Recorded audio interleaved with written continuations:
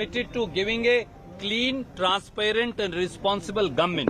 And it's only a matter of today or tomorrow, and we will have a new leader of the Congress Legislature Party. Within next 48 to 72 hours, we'll have a new cabinet in Karnataka. And in the first cabinet meeting of the next Congress government of Karnataka, we will implement the 5 Congress guarantees and begin the work of rebuilding brand Karnataka all over again. So I'm only here to tell you, stop believing fake news, stop listening to fake rumors, and stop listening to the BJP-propelled fake propaganda which is frustrated by its decisive defeat in Karnataka. Karnataka will have a 5-year-long stable government.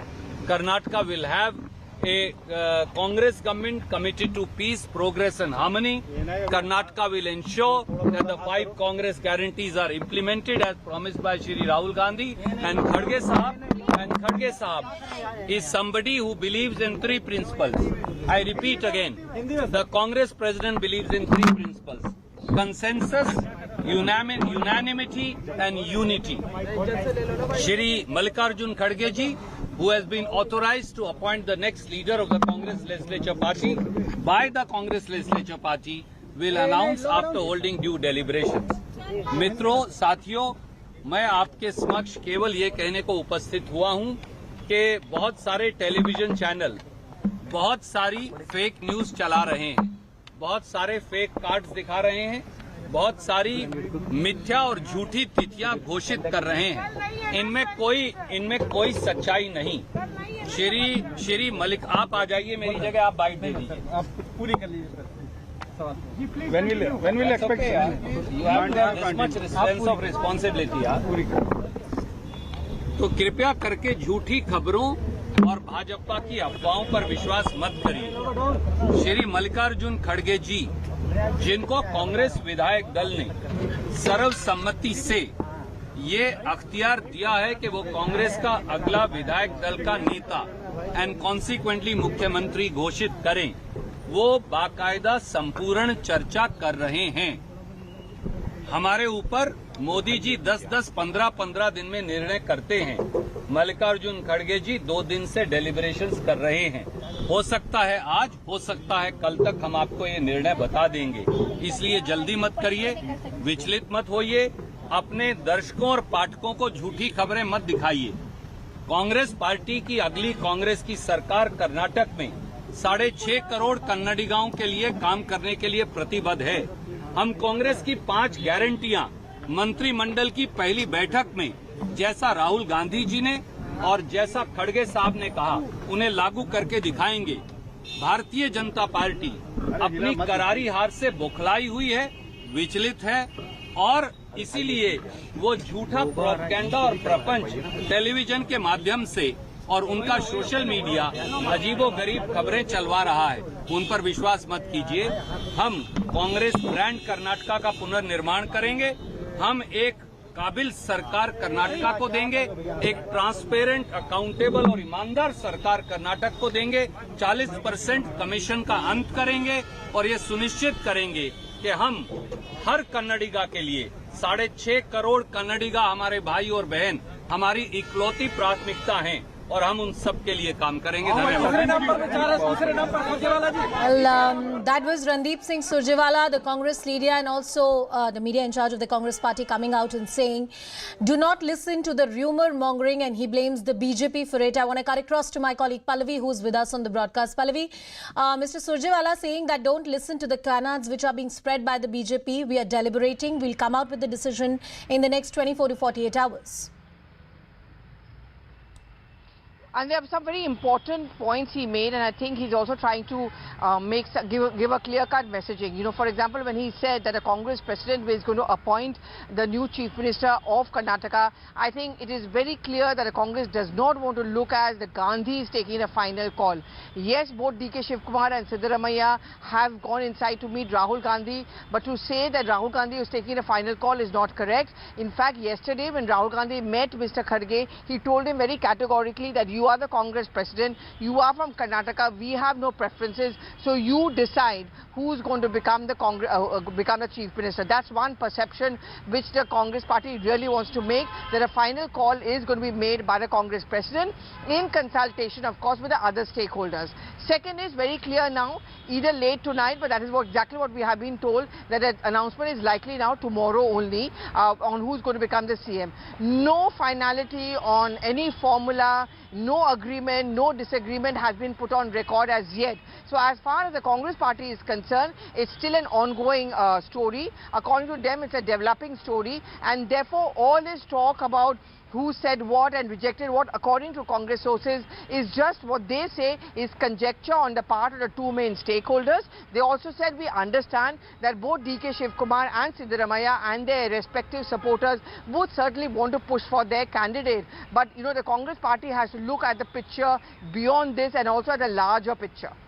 The larger picture for the Congress party. And Pallavi rightly points out that the Chief Minister's face is just the beginning of one of the many crucial decisions that the Congress party has to make as it is in the process of forming the government. Next 24 to 48 hours, very critical.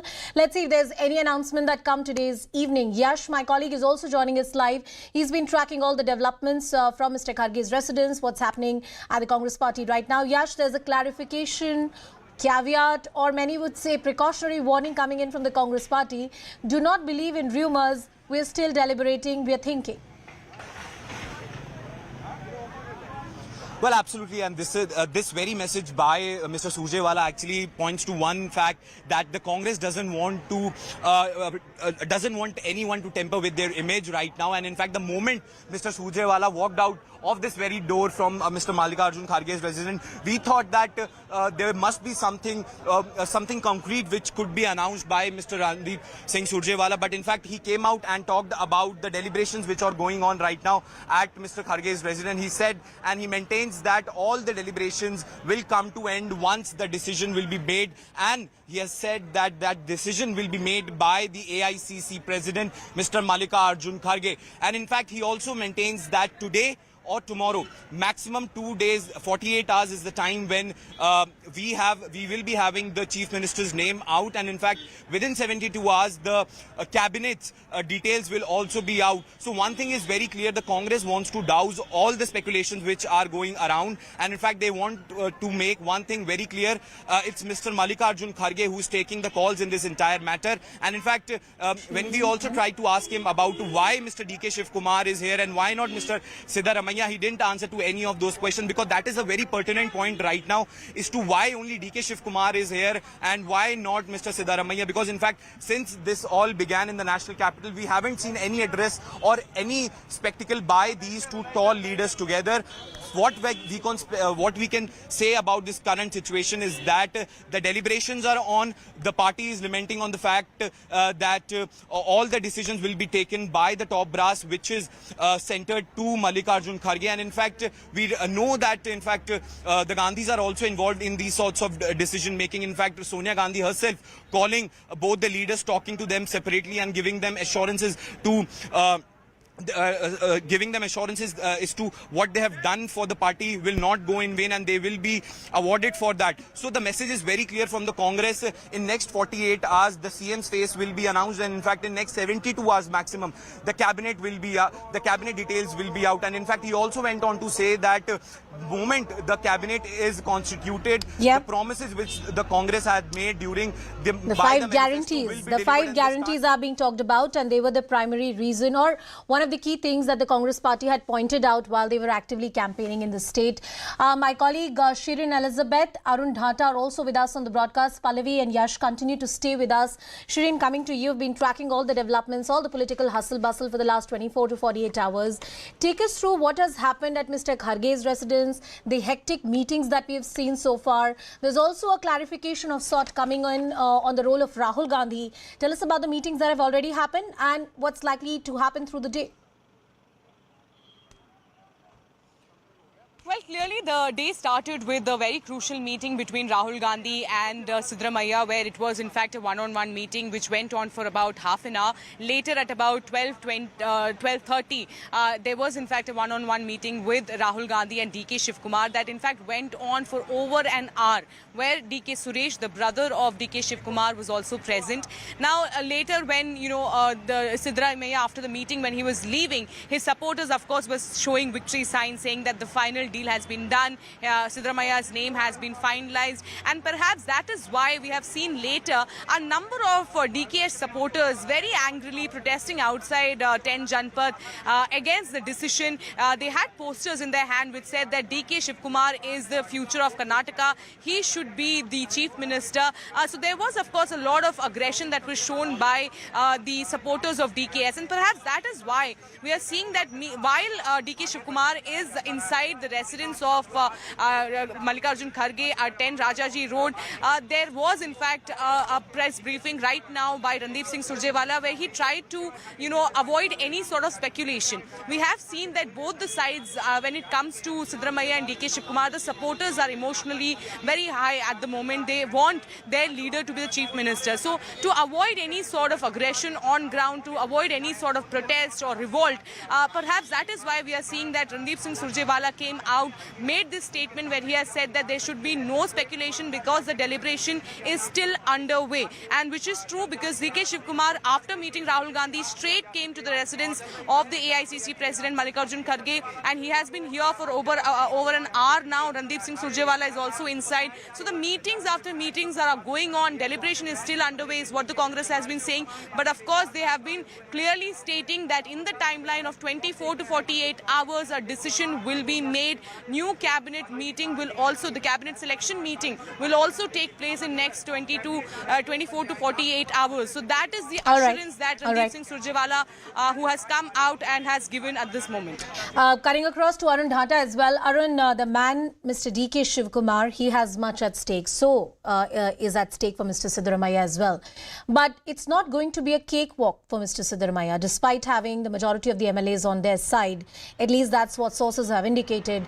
It's not a cakewalk. It's a difficult decision for the party to make, for the simple reason that Mr. DK Shivakumar is the organization man, and he has worked relentlessly for the party through thick and thin. Arun.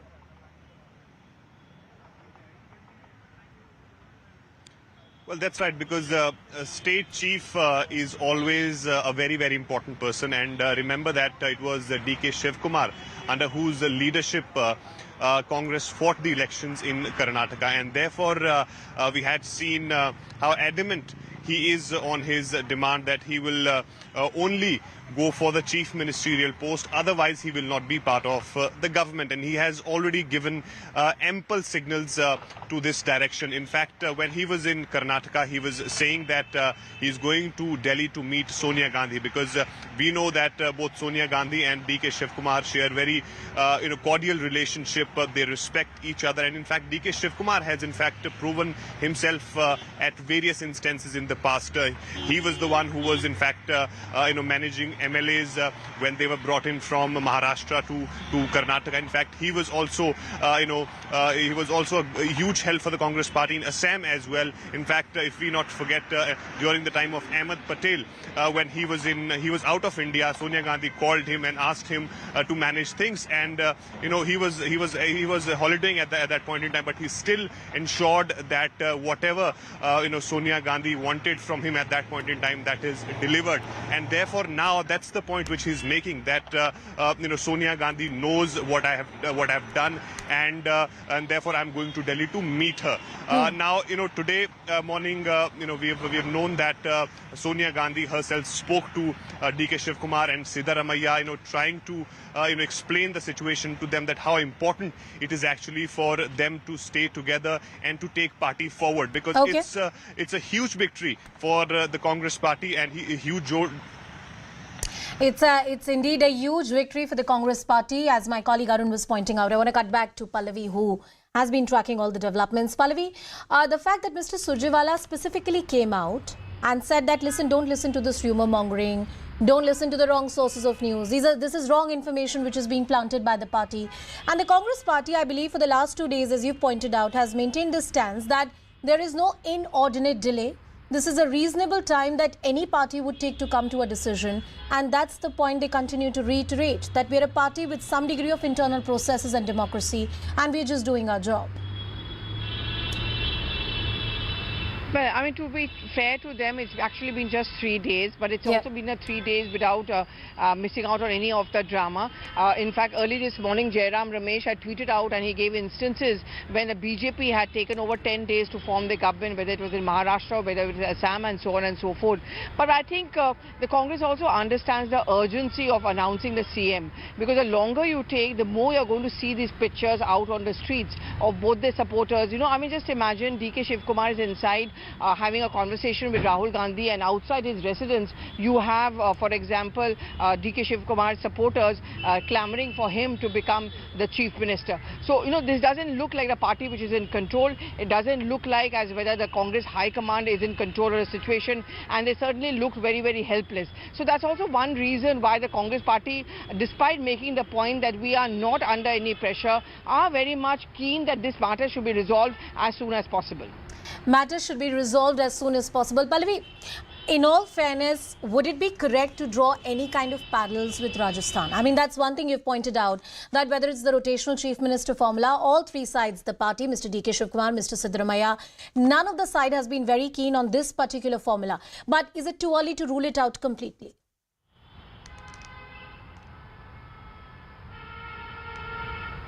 Pallavi, if you can still hear me, that question was for you.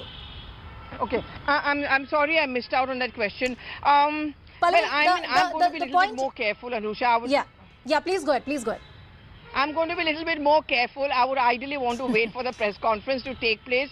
But I would say this much, that many options are being mulled. And I think Randeep Surjewala indicated that as much when he said that, you know, no final decision has been taken. I mean, look at the sequence of events since morning itself.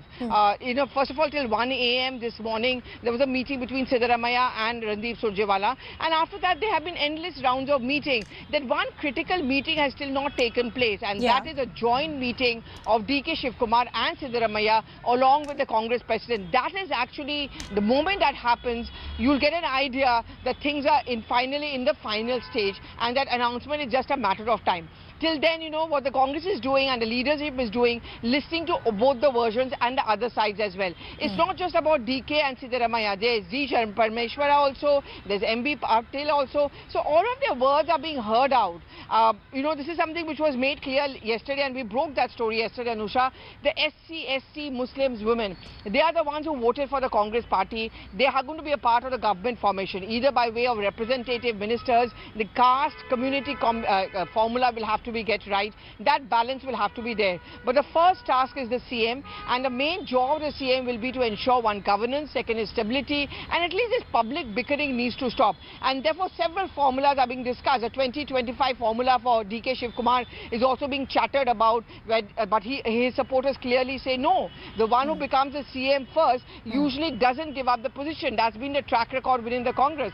So this is all a lot of developments. I would say it's a developing story, Anusha. I think the picture is still there to be the final picture, as they say, baki hai, and I would certainly look out for the joint meeting of both DK Shivakumar and Siddaramaiah with the top leaders of the Congress party. This is Pallavi pointing that out very succinctly, ki picture abhi baki hai, and that important meeting between Mr. DK Shivakumar and Mr. Siddaramaiah, that hasn't happened so far. And yes, there are other factors, as mentioned by my colleague of G. Parmeshwara and other people who have been making the right noises, and of course they want the share of pie.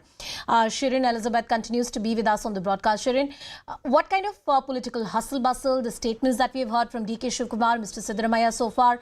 Mr. Shivakumar specifically has been very careful about his words. There were different occasions from, on which he was asked that how many MLAs do you have in your support? And he said, look, the Congress party has won the mandate. All the MLAs are in my support. This is what the MLA of the Congress party is, and I belong to the Congress party. Like a loyal party worker, he has spoken on all occasions. Absolutely, Anush, and that is exactly what he maintains even today. Even now, he is in fact been saying that whatever the High Command will be saying, he will respect that. In fact, he has maintained from day one that he's not going to revolt, he's not going to blackmail the party, he's not going to threaten the party.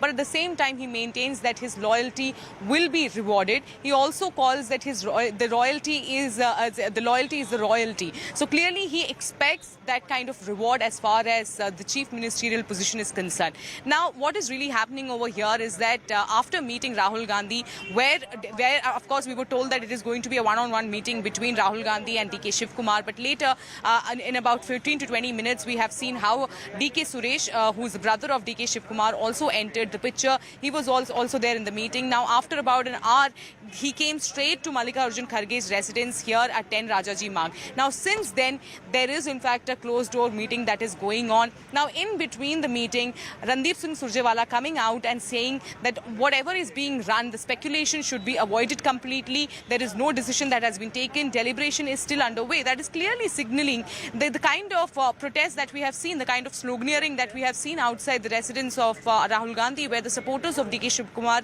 wanted him to be the chief minister. Clearly, the news where it was being said that in all likelihood Siddaramaiah is the face, that of course didn't really go down well with it. And to avoid any sort of such situation, this was the statement that has come from the Congress party at the moment. Now, 24 to 48 hours is what the Congress party has been saying. That is the timeline where they will be deciding the chief ministerial phase, and that is going to happen in Karnataka. That is, of course, what the sources have been telling us. Yeah. While the meeting after meeting is going on in the national capital, but the final announcement, the final public announcement as far as the chief ministerial candidate is concerned, that is going to happen in the state in Karnataka. That might happen today evening, or in all probability tomorrow.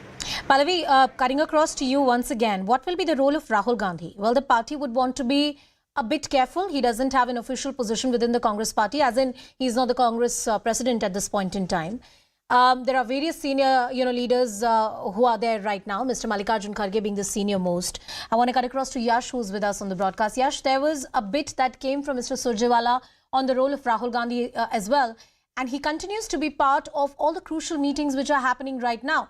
These are hectic political developments which are happening here in the national capital. You have both Mr. DK Shivakumar, Mr. Siddaramaiah, who are present here. They have had their round of meetings with Mallikarjun Kharge. Mr. Rahul Gandhi was also present there.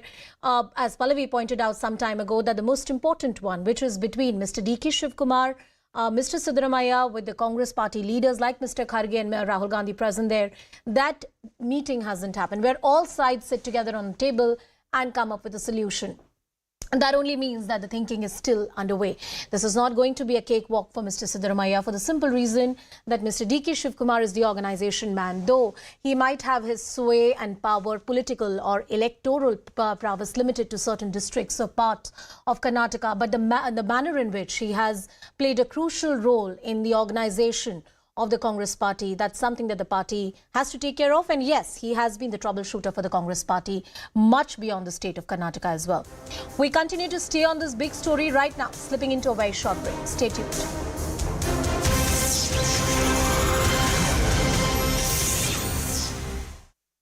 Impacts on banks, key middle-level banks actually collapsed. So apparently, if in the last 2-3 years, compared to many other countries, especially like India, which have emerged as far more resilient to the era of COVID, I think the United States right now is in a very, very dire state.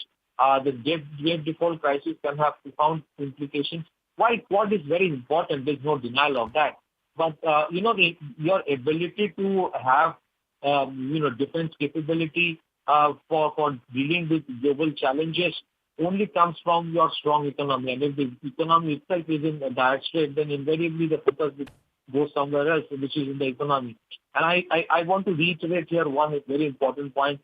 One of the major reasons for the crisis that the United States right now has is the printing of money and doling out of that money to everybody through cash support, currency support.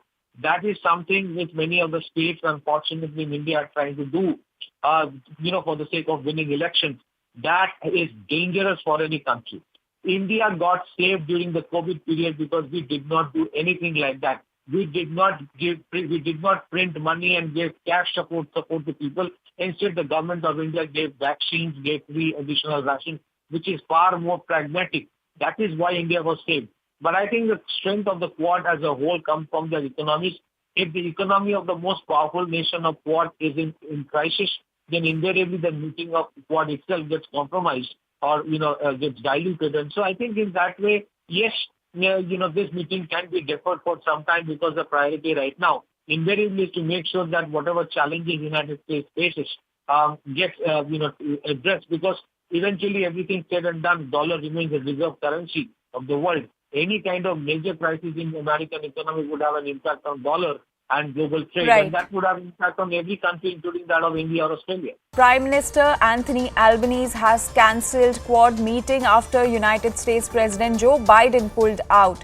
So, Australian Prime Minister Anthony Albanese has confirmed that next week's Quad leaders meeting in Sydney will not go ahead after US President Joe Biden cancelled his visit to Australia. Now, all four leaders are likely to instead meet on the sidelines of the G7 meeting in Japan this weekend. And Anthony Albanese says that it's still possible that Indian Prime Minister Narendra Modi will visit Sydney next week and that the bilateral that was scheduled will take place. So, Australian Prime Minister Anthony Albanese has cancelled the Quad meeting after US President Joe Biden pulled out. And he has confirmed that next week's Quad leaders meeting in Sydney will not go ahead after US President Joe Biden cancelled his visit. Now let's listen in to what Australian Prime Minister Anthony Albanese said. Boosting productivity and it's about boosting work. He expressed very much his disappointment at being unable to come to Sydney for the Quad leaders meeting and address the Parliament. President Biden, though, indicated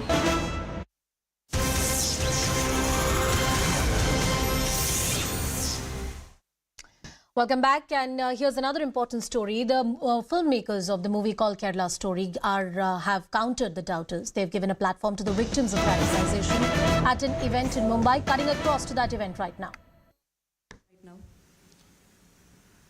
And how I could associate with Arsha Vidya Samajam, I would like to say it first. 10 years back, I was victim of ideological conversion, and it was Arsha Vidya Samajam and Acharya Shri K.R. Manojji, the founder and director of Arsha Vidya Samajam, who brought me back to Sanatana Dharma. आर्ष विद्या समाजम क्या है और आर्ष विद्या समाजम के संस्थापन कैसे हुआ और इसका activities के बारे में कुछ बोलने चाहती हूँ।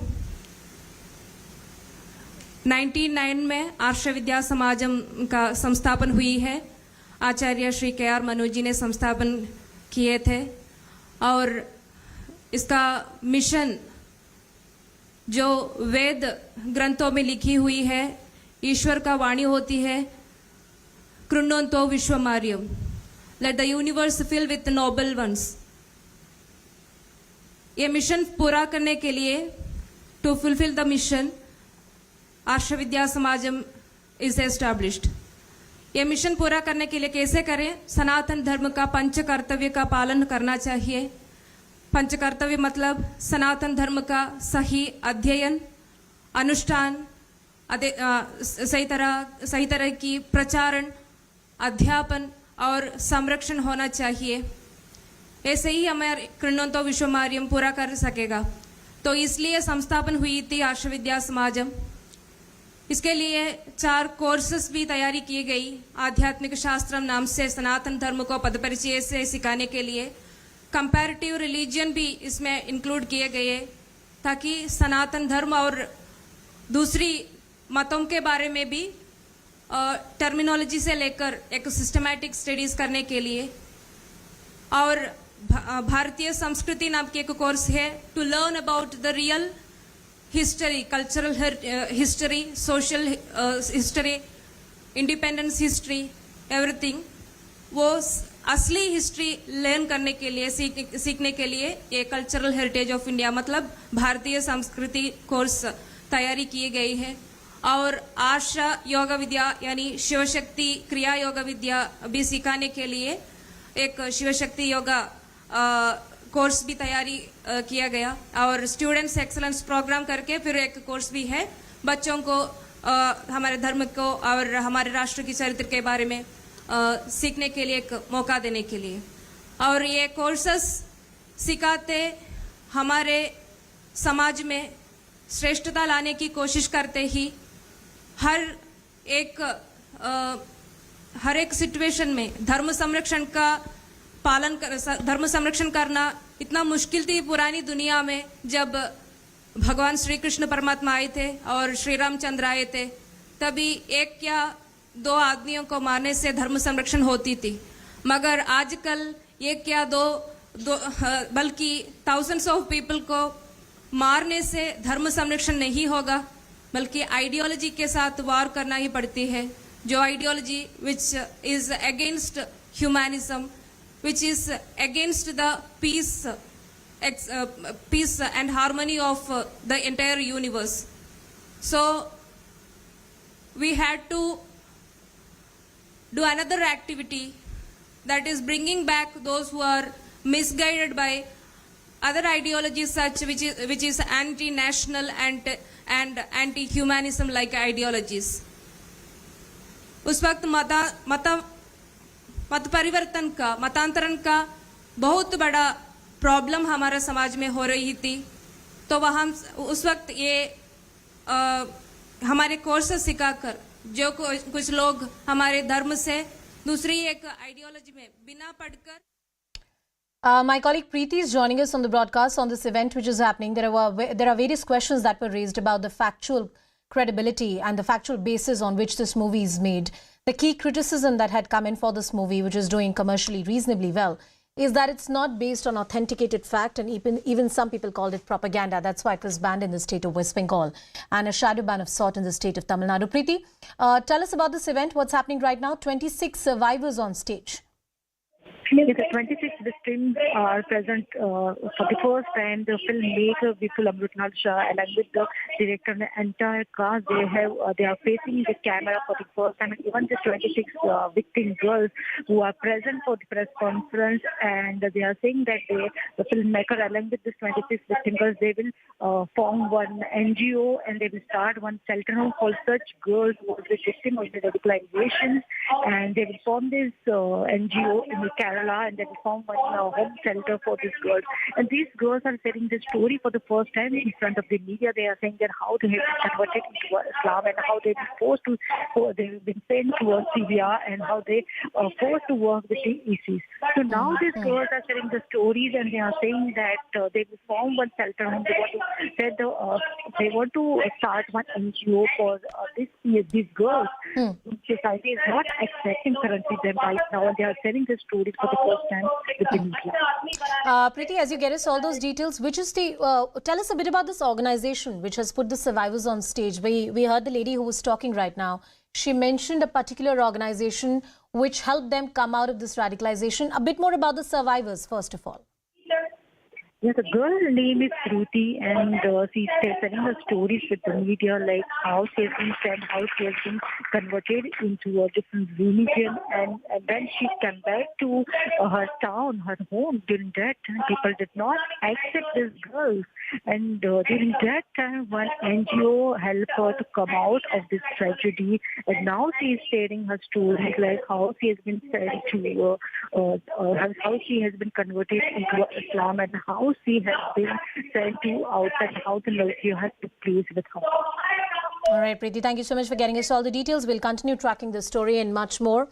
There have been various criticisms of this movie, and the movie makers now coming out and saying these are the survivors, and based on their story, this movie has been made. We'll continue tracking this and much more, slipping into a very short break. Stay tuned.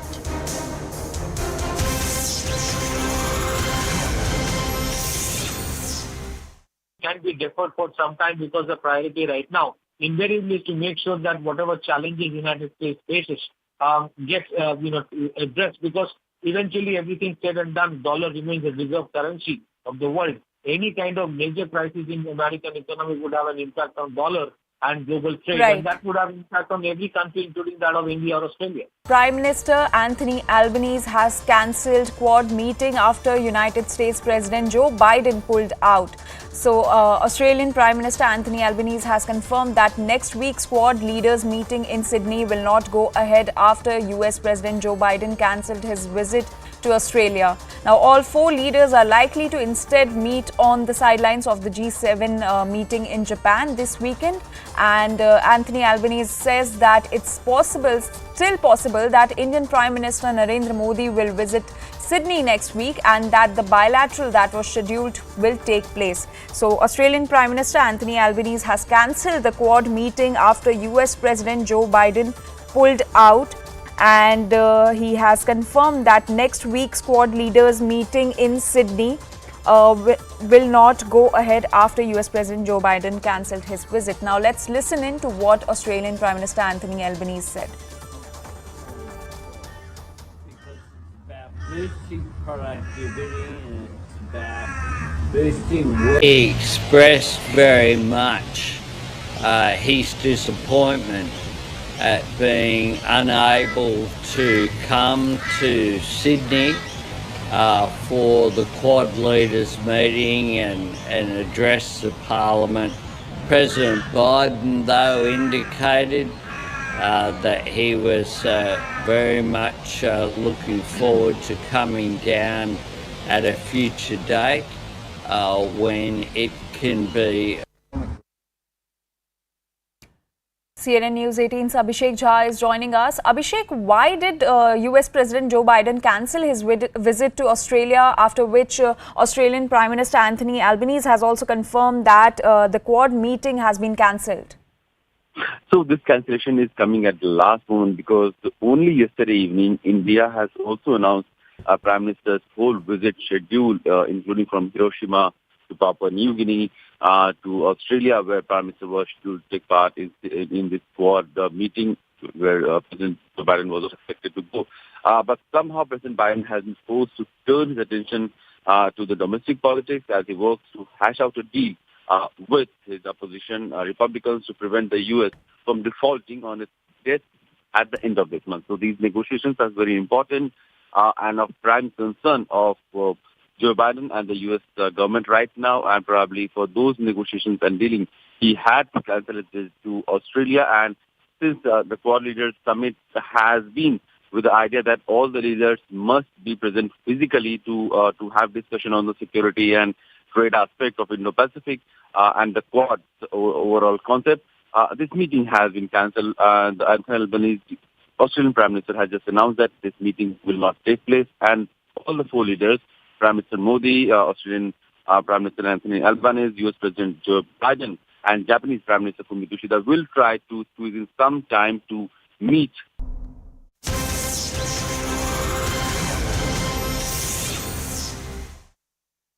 Welcome back, and this is a mega CNN News 18 exclusive that we get for you. Punjab government's big ultimatum to Imran Khan, developments coming in from the neighbouring country of Pakistan.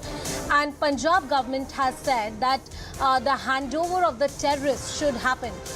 Now the government is basically talking about the people who had attacked the army installations in the country when there were large-scale protests that had happened. Now the Punjab government's big ultimatum to Imran Khan, and the government says that hand over the terrorists or face an operation. Intel reports also say that 30 to 40 terrorists, quote-unquote, are present at Imran Khan's residence Zaman Park in Lahore. Caretaker Chief Minister Punjab has given green signal to the police for a grand operation in Zaman Park. There are intelligence reports that 30 to 40 miscreants who attacked the military installations are present there, and perhaps the police can just barge in and try and arrest them. 24-hour ultimatum has been given to PTI to hand them over. These are people allegedly who attacked the army installations in the country of Pakistan. Abhishek with us on the broadcast. Abhishek, tell us more. We have seen, Anushka, in the last 2-3 days, the government and the army both have jointly going harsher against these protesters who have been on rampage in the last 1 week in Pakistan. And now when army has said that all the perpetrators of this arsoning and rioting, they'll be, dealt under army special law. Ever since there has been a lot of commentary coming from both the sides. Now, the Lahore in Zaman Park, where Imran Khan's residence is, there is another major protest that is happening, and sit-ins are happening. And now army is trying to crack down on protesters, and they have said that there are apparently 30 to 40 people or the miscreants who had attacked in the past army establishment and other government properties, and they have damaged it.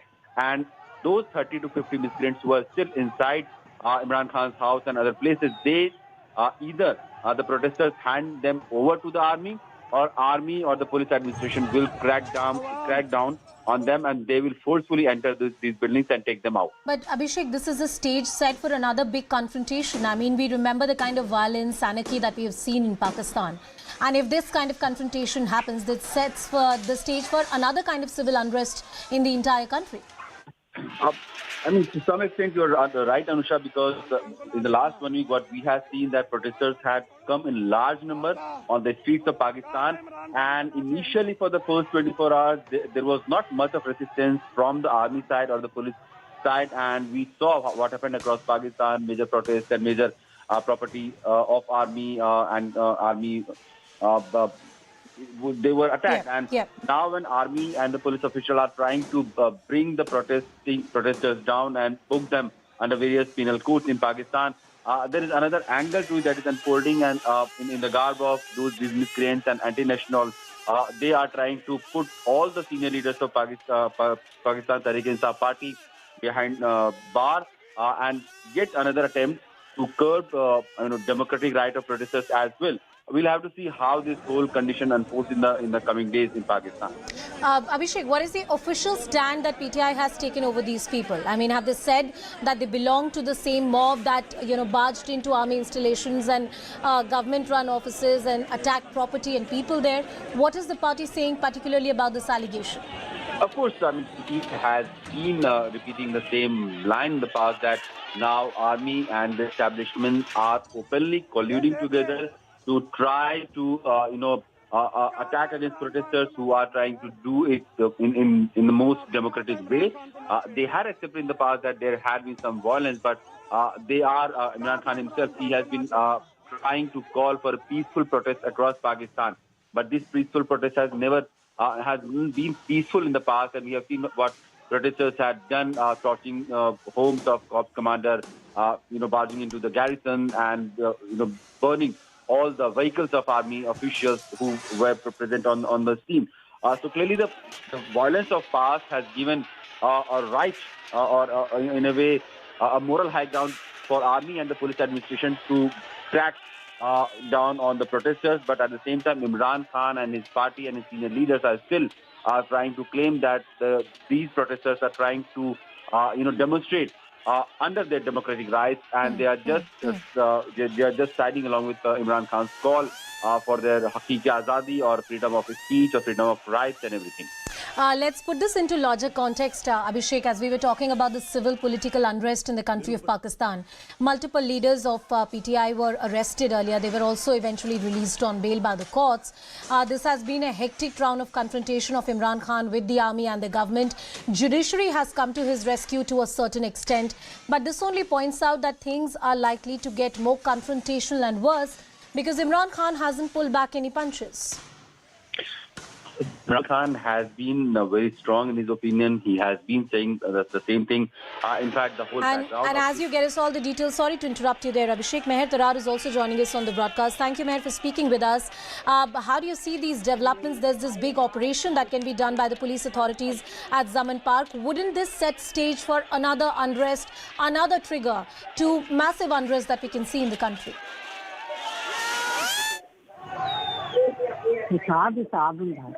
Meher Tarar, ma'am, if you can hear me. Yes, I can hear you. Ma'am, the question I asked to you is about what lies ahead. I mean, considering the fact that Punjab police is considering an action that can happen, the government is considering an action that could happen.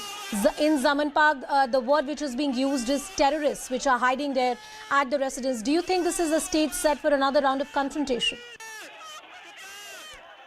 You see, this is one of those absurd announcements that don't really deserve a response. This is a caretaker government that came into existence simply to ensure that free and fair elections took place on time, because unlike in your country, in Pakistan, general elections throughout the country are held at the same time. But this year, Imran Khan dissolved Punjab and Khyber Pakhtunkhwa assemblies. We have 4 provinces, so 2 of the assemblies were dissolved in January, and in 90 days, elections had to be taken, had to happen. This is as per the constitution, and that is why the caretaker government came into power. This is the only job of this government is to ensure new elections.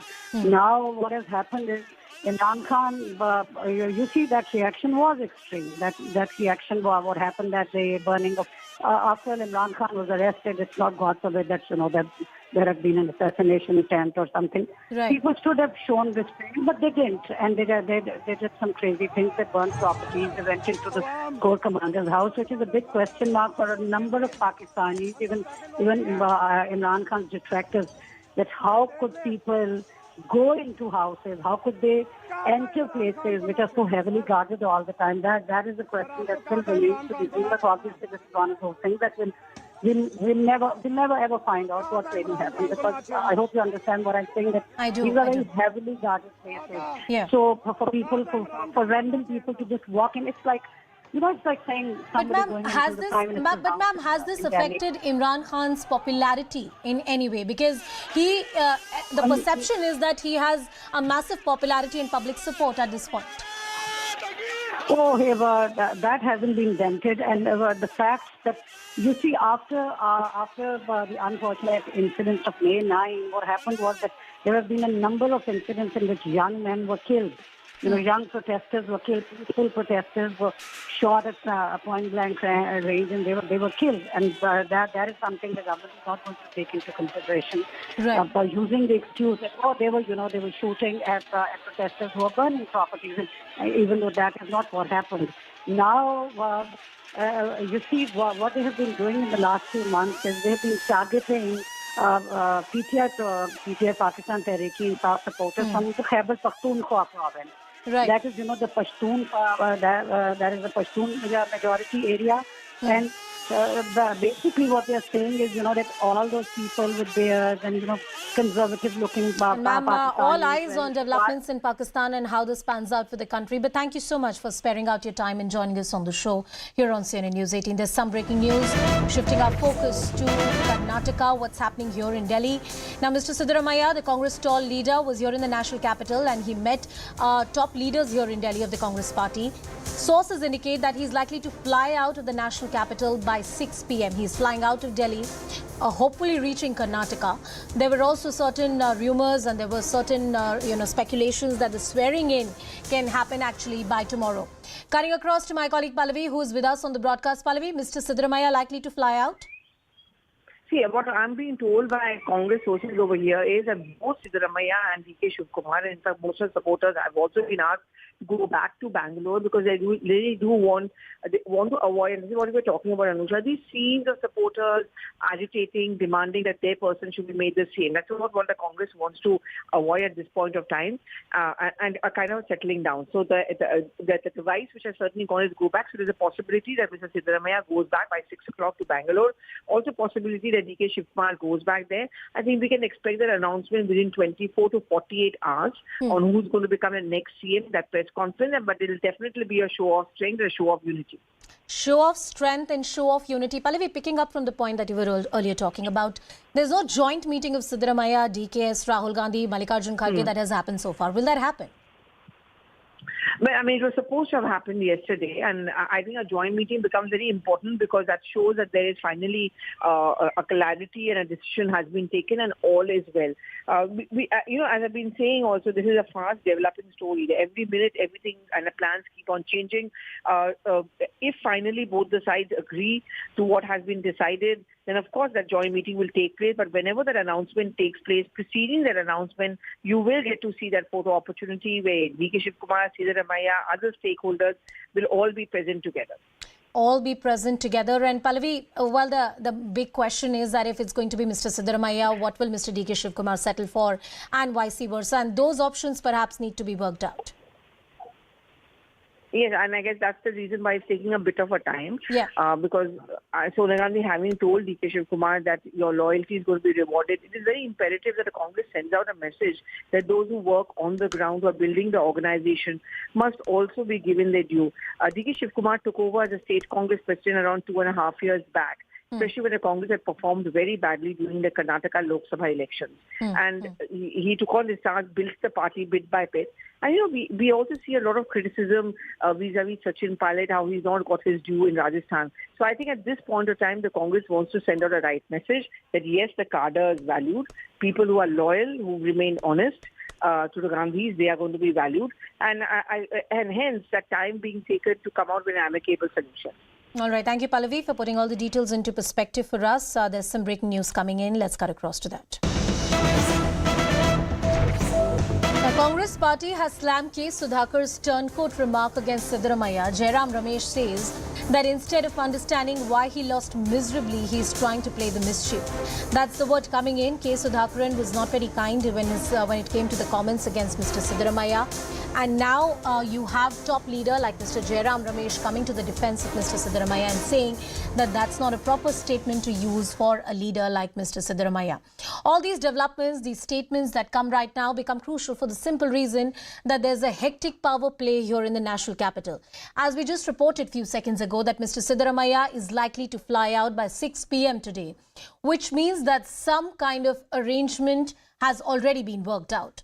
What that arrangement is and whichever side is settling for the lesser post, which is not the Chief Minister's post, what exactly are they going to get? My colleague Ritu is joining us on the broadcast, getting us more details on the story. Ritu, tell us more about the kind of remarks that Mr. Sudhakar made. And there's this, the Congress party has slammed these remarks. Very true. You see, the former Health Minister K. Sudhakar today earlier in the morning, in fact, he put out a tweet saying that because of Siddaramaiah, that he was not able to serve his people well in his constituency. And there again, because of that, today he had to face a defeat where he lost the battle during the election. So, however, you see that he goes on blaming Siddaramaiah, saying that despite his being in that power, in the position, Siddaramaiah could have done more for the most of these MLAs who came to him asking for a help.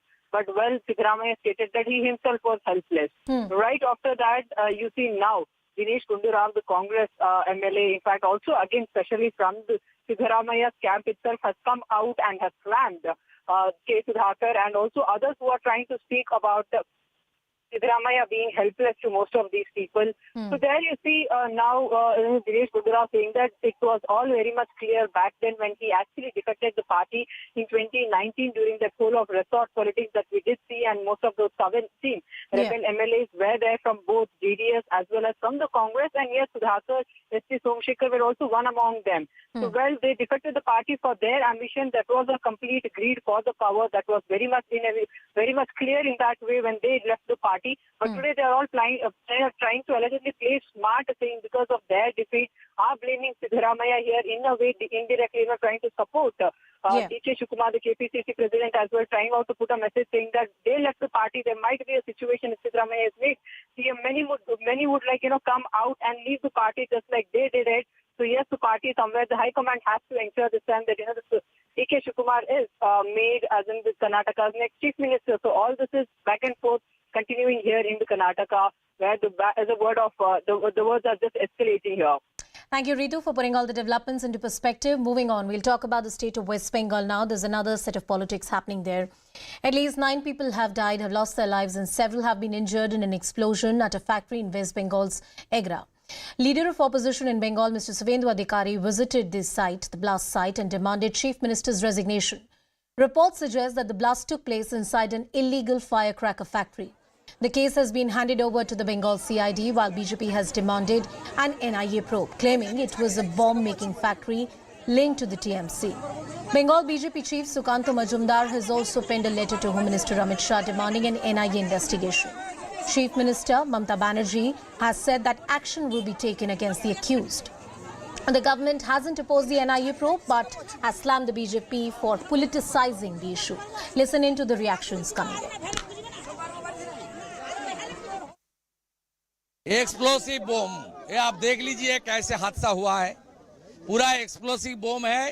Panchayat चुनाव नजदीक है, TMC ने एक कारोबार का साथ TMC का सीधा मिला भगत है, जो बाग है, भानु बाग है निकनेम उनकी, और लोकल टीएमसी का लीडर है।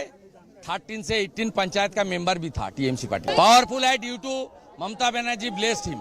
ममता बनर्जी का संरक्षण में थी। Mamata ji should resign from our post. দেখুন, এটাই তো পশ্চিমবঙ্গের শিল্প। তৃণমূল তো গোটা রাজ্যে বোমা বন্দুকের কারখানা করেছে। ভারতবর্ষের কোথাও এই ধরনের ঘটনা হবে না, দেখবেন লক্ষ্য করে।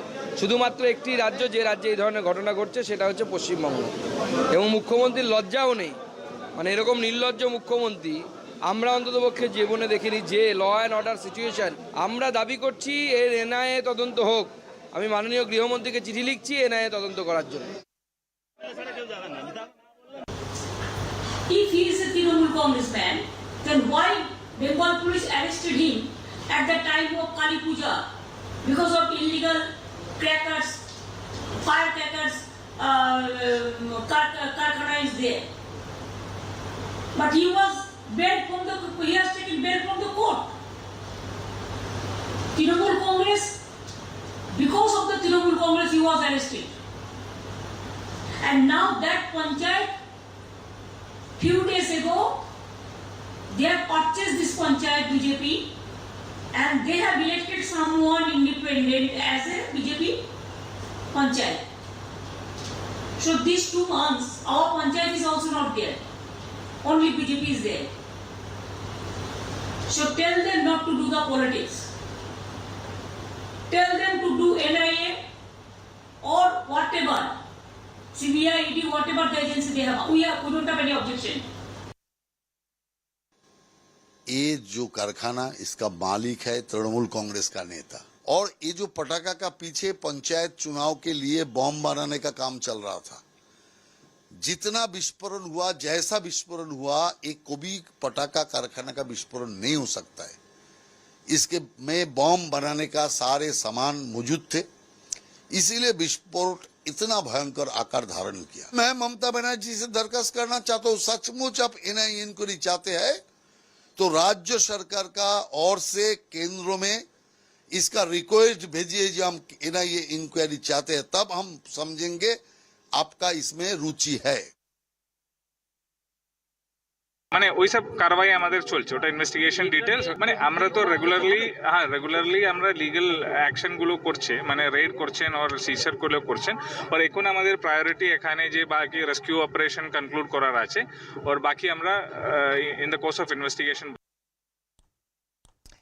A special CNN report. It's been over a year since Russia declared a war on Ukraine. Now, women in Ukraine have stepped in to fill the important roles left by conscripted men who are fighting away this war against Russia. A special report, have a look.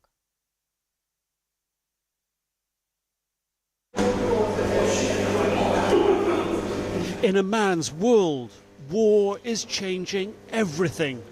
Tatiana is at the vanguard,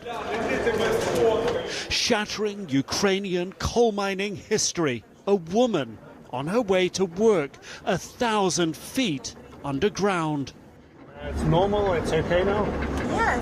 Yes? It's good. Is it good? You like it, huh? Yes, I like it. You wanted to be a miner? Yes. Yeah. Your family, your grandfather, your father was a miner? Yeah. She used to work above ground, but when miners got called up to fight and martial law cleared women for dangerous jobs, she jumped at a job deep in the mine. I always wanted to work here, but girls were not allowed. When many men were conscripted, the mine had to keep working. So to protect our country, the girls stepped up. She works 6-hour shifts, 3 days on, 1 day off, earns more than previously, and wants to keep her underground job when the war is over. My work is not physically difficult. I like it a lot. I would like to continue working here. In this bastion of male-dominated tradition, that may not be so easy. I think when the war is over and we will win, I think women will return about the ground and do women's jobs. Yet even Chief Engineer Alexander admits without Tatiana and many other women, the mine could not have kept going.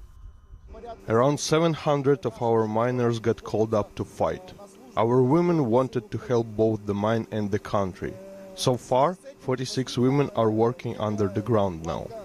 There hasn't been a general mobilization of women, but plenty of traditional male-only workplaces are finding women stepping up and taking jobs that before the war would have only gone to men. Maria is among them for the love of Ukraine and of her husband. I knew this theory, but the practice turned out to be a little harder. She took up his blacksmith job when he got called up to fight last year. They bought the forge together a few years earlier, invested their future in it. This is my husband's passion and his life's business. I decided to support him to keep his job alive while he is serving. She shows me a video of husband Andre working at the same anvil. Pre-war, his artwork, some Game of Thrones themed, selling in the US and Europe for hundreds of dollars. She is focusing on simpler stuff, ornate kebab skewers. I very often cry in the forge here. My husband is defending us, and that is very dangerous. But this work helps me to hold on and not fall apart. Women have been here before. Remember Rosie, the riveter, icon of women at work in World War II? She and others cracked the glass ceiling. More than a hint of Rosie in Maria, and perhaps of changes here too. It's tiring work, but it's interesting. I would like to do it when I feel like it, not when I have to do it. Maria, Tatiana, two of many who bravely stepped up. No doubt more challenges ahead. Good afternoon, hello and welcome. You're watching CNN News 18 and I'm Poonam Burde. And the top story at this hour is the one that has grabbed headlines for the last 4 days. A decisive mandate won in Karnataka, but the suspense over who the next chief minister is going to be still continues.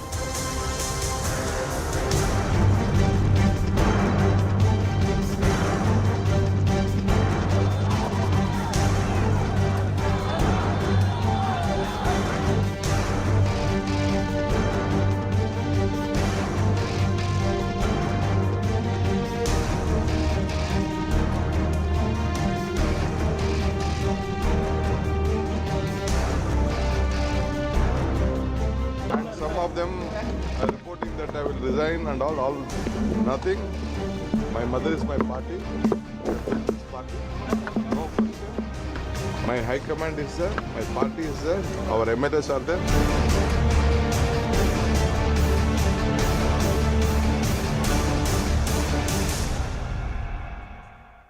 For the last 24 hours, hectic parleys have been on here in the national capital. One meeting after another, either at Mallikarjun Kharge, the Congress president's residence, or today the destination for both Siddaramaiah and DK Shivakumar, the two chief ministerial hopefuls, was at 10 Janpath at Rahul Gandhi's residence.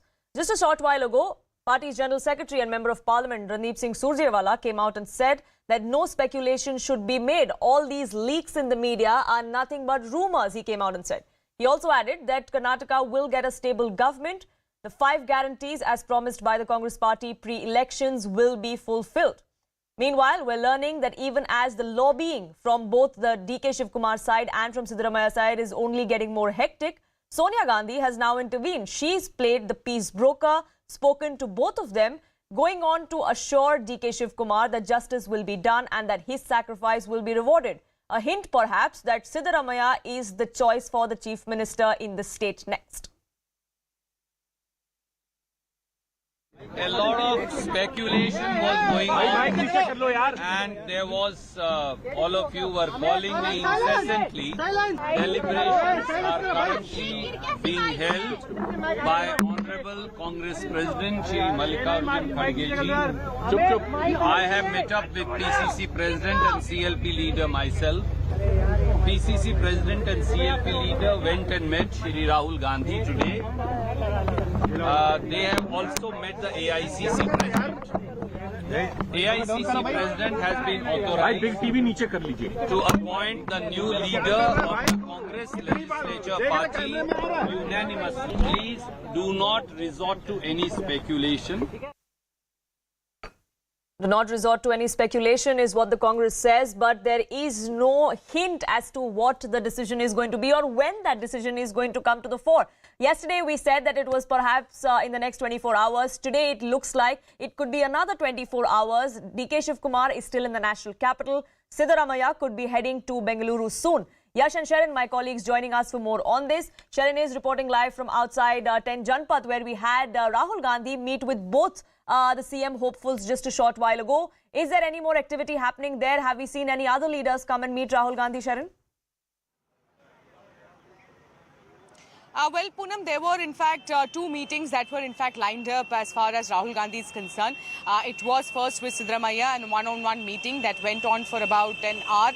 Later, it was in fact a one-on-one meeting with DK Shivakumar. Now, there is no activity as of now outside Rahul Gandhi's residence, but right now I'm standing outside Mallikarjun Kharge's residence. And what is to be noted here is that DK Shivakumar, who was in fact meeting with Rahul Gandhi, after the meeting, he came straight to Mallikarjun Kharge's residence, and since then, so it was about I think 1:30, now it's going to be around 4 o'clock since then, so it's more than 2-3 hours now. DK Shivakumar is still inside Mallikarjun Kharge's residence. While the meeting was underway, Randeep Singh Surjewala came out and addressed the media, where he said that all the speculation should be avoided and the deliberation is underway. Now, what our Congress sources have been telling us is that already till yesterday there was of course that both the sides were putting their point. We had seen a one-on-one meeting that happened with the AICC President Mallikarjun Kharge with both Siddaramaiah and DK Shivakumar.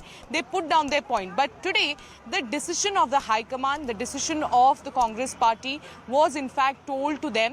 And now the convincing part is what is now being going on. That is what the Congress party is calling it a deliberation. In case, for example, any one of them are not really happy with the formula that has been put in front of them or the decision that has been put in front of them, if they are not happy, so that convincing is what the part is in fact going on, and that is why perhaps there is in fact taking a lot of time that DK Shivakumar, who has reached here at around 1:30 at Mallikarjun Kharge's residence, the meeting is still going on. So clearly it indicates that more convincing is being done as far as DK Shivakumar is concerned. But whereas Siddaramaiah, after meeting Rahul Gandhi, he went straight to his hotel where he was staying, but DK is still in deliberation with Mallikarjun Kharge. So clearly DK Shivakumar is the man that has to be placated if Siddaramaiah gets the top job, Yash, and that is the most important thing that is going to be on the mind of Mallikarjun Kharge, because it's not just this one state, it's not just this one position that they have to think of,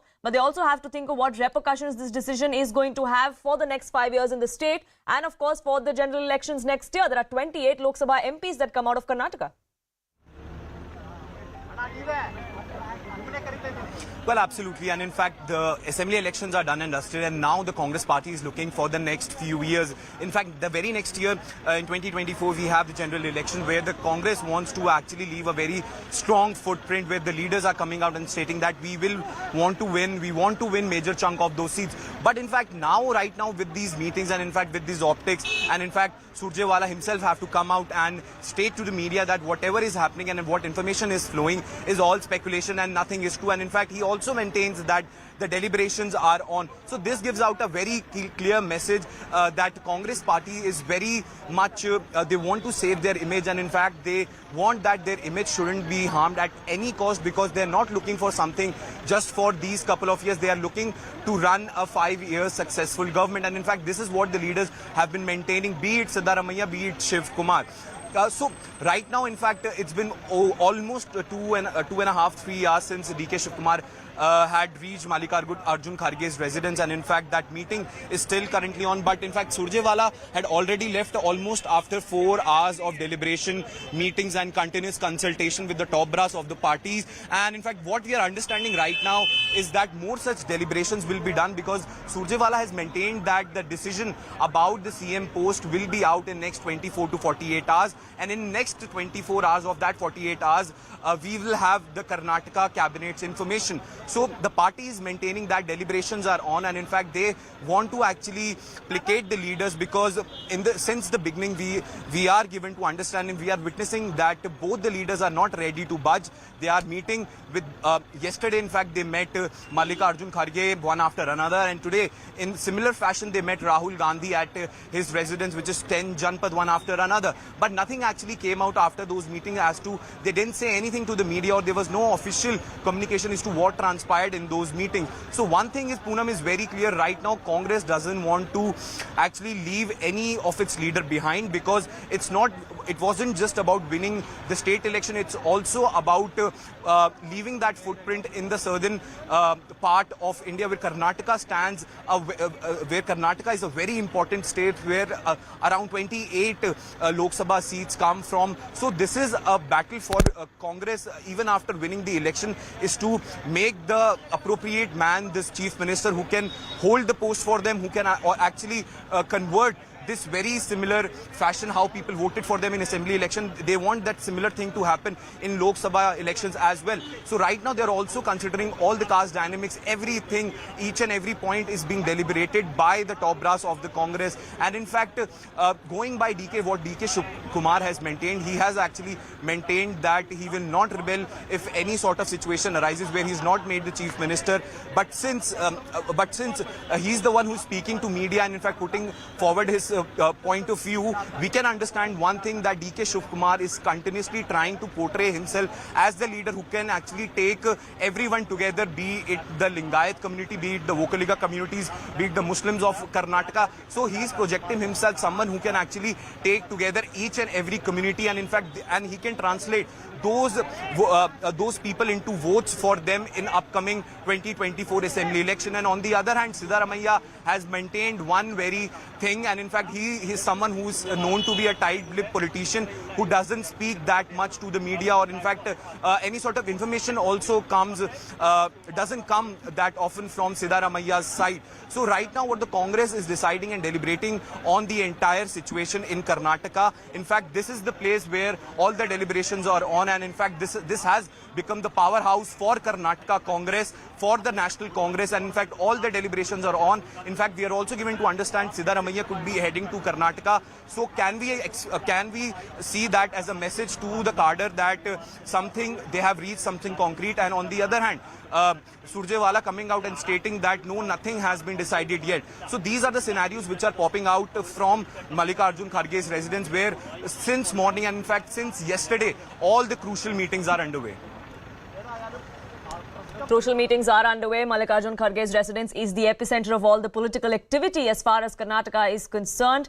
Saturday was when election results were out. It was a decisive mandate for the Congress party, 135 seats out of the 224-strong assembly. But who is going to be at the helm of affairs, and what happens to the other person?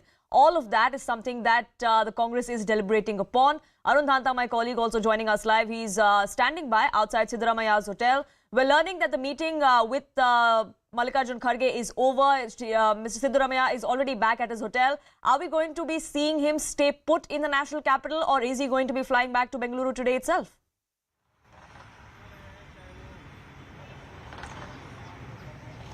Well, see, as of now, the information which we are getting is that he's planning to go back to Karnataka. But the way things are changing in every passing hour, we cannot actually predict. Right now, of course, Siddaramaiah is inside the hotel, and a few MLAs are also here meeting him. And, Congress party is also realizing that the more it takes them to finalize the name of the chief minister, it will not only give fodder to the BJP, but also it can actually break the momentum which they have got after winning the Karnataka election. So therefore, Surjewala coming out, and still he said 24 to 40 hours, which means that things are unsettled. So we will not be surprised if Siddaramaiah stay put here even today. as per as things are happening around this. And we know during the day Siddaramaiah left the hotel and went to Sonia Gandhi's residence, where he met Rahul Gandhi. And of course, as our colleague Pallavi has also brought the information that Sonia Gandhi had already spoken to both of them, because right now what Congress party thinks that to begin with, Siddaramaiah is someone who can lead the Congress in the state for 2.5 years, because by that time you will have some clarity about the cases of DK Shivakumar, because remember he has around 6 to 8 cases before the central agencies. 4 cases of with the Income Tax Department and 2 cases with the Enforcement Directorate of the money laundering. So that time will also give clarity as to what happens in those cases. But whether DK Shivakumar is agreed with that arrangement, that is something which is going to be very, very interesting, because since Sonia Gandhi has spoken to both of them, it seems that perhaps there might be a consensus. But it seems as of now that Siddaramaiah is also not happy with this arrangement. Yes. That he is not actually ready to give up after 2.5 years. So what is going to be the ultimate result? That's something which. And is there a perfect solution at all that the Congress can actually reach? That is also something that we'll have to look at.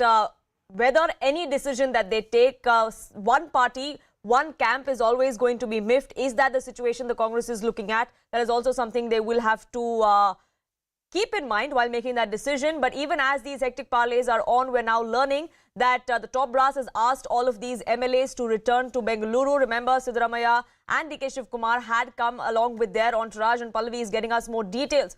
Pallavi, optics-wise, we've seen protests erupt outside Mallikarjun Kharge's residence as well. Supporters of Siddaramaiah had come out with posters, which is perhaps why this diktat has now come to the fore from the party top brass that all of these MLAs need to go back.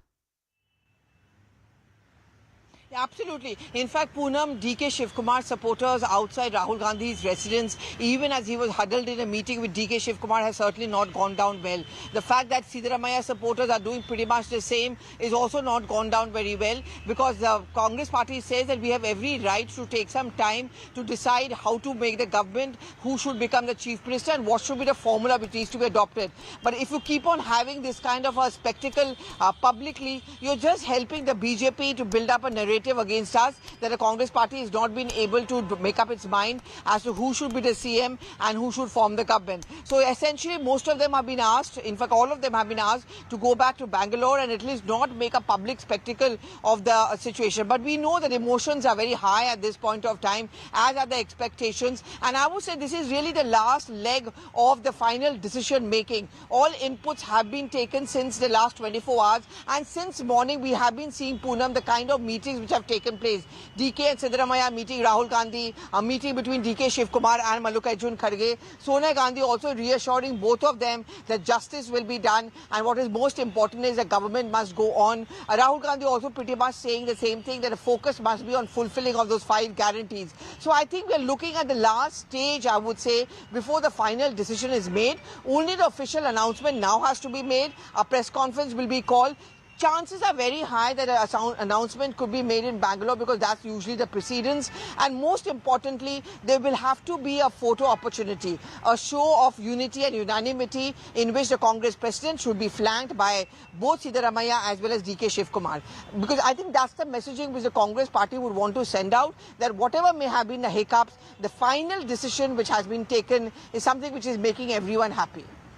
And whether that's restricted to just the optics of a show of unity, or whether that's something that actually translates and stays for the next 5 years, that's also something that the Congress party will have to look at. That is DK Shivakumar leaving Mallikarjun Kharge's residence. That meeting has just about ended.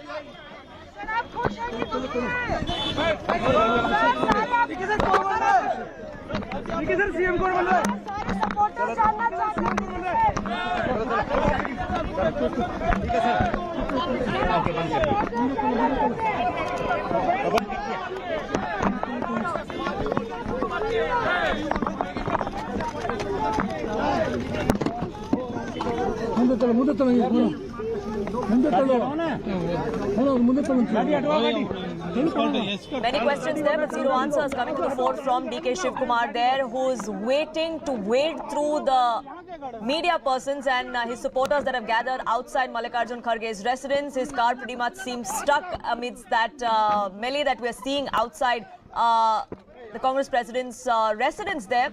Several questions asked of DK Shivakumar of what was discussed, who's going to be the chief minister, but absolutely no answers forthcoming. Is he happy or not with what transpired inside, or has he resigned to fate? Sharon, my colleague, is reporting from outside Mallikarjun Kharge's residence. Meeting has finally ended. It was a one-on-one meeting. Whether he continues to stay in the national capital or leaves for Bengaluru, that's also something that we will have to wait and watch out for. Sharon, DK Shivakumar there, his vehicle just leaving Mallikarjun Kharge's residence.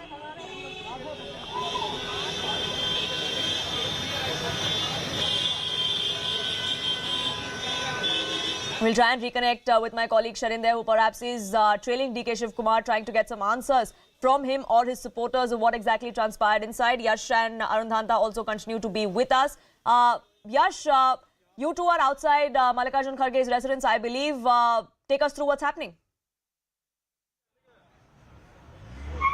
Well, Poonam, you can see that was the cavalcade of DK Shivakumar. We just left from Mallikarjun Kharge's residence, and in fact, the media person was actually trying to take a word from him, trying to understand what actually transpired in those 2.5 to 3 hours when he was inside the residence of Mr. Kharge, because it was not just Mr. Kharge and Mr. Shivakumar who were present inside the meeting. There were other MLAs from Karnataka as well, and in fact, MB Patil, certain big leaders like MB Patil were also there inside that very particular meeting. Apart from these, Mr. Surjewala was also inside, and in fact, when we tried to pose some questions to him, he didn't answer, and in fact, he didn't answer any question to the media. So right now, Mr. Shivakumar remains to be tight-lipped as to what transpired in that meeting. And in fact, the Congress's top brass has already maintained that whatever information is out right now is complete speculation, and in fact, nothing concrete has been decided, and within next 24 to 48 hours, the Chief Minister's face will be announced by the party, and in fact, a formal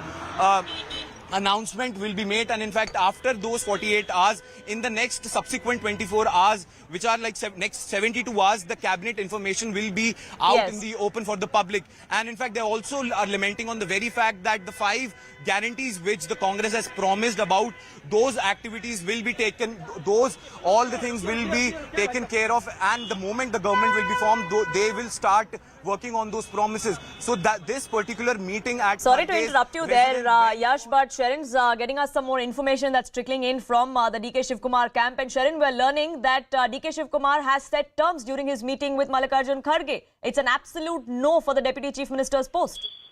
Absolutely, Poonam. The logjam seems to continue for next few days. It seems next 48 hours is what we are being told, because DK Shivakumar in this 3-hour-long meeting with the AICC President Mallikarjun Kharge clearly told him that he's not ready with the formula and not ready with the Deputy Chief Minister post. That is something that we have in fact put out earlier as well. We have told on CNN News 18, we have said earlier as well that how DK Shivakumar said that if it's not Chief Ministerial post, then he doesn't want any cabinet post, he doesn't want the Deputy CM post. He maintains that today as well, even after speaking to the High Command, even after speaking to the Congress President for hours altogether. This is what DKS maintains, that he doesn't want, he's not ready for the Deputy Chief Minister post. And also the DKS camp is telling us that DKS is going to remain in the national capital till the time the issue is resolved, till the time the names are not finalized, and he's not, at the moment, he's not happy with whatever decision has been taken.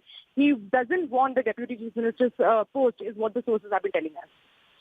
And he is going to continue camping in the national capital, which is in stark contrast with what we heard from the Siddaramaiah camp, that the former Chief Minister is perhaps going to be flying back to Bengaluru. So what exactly happened?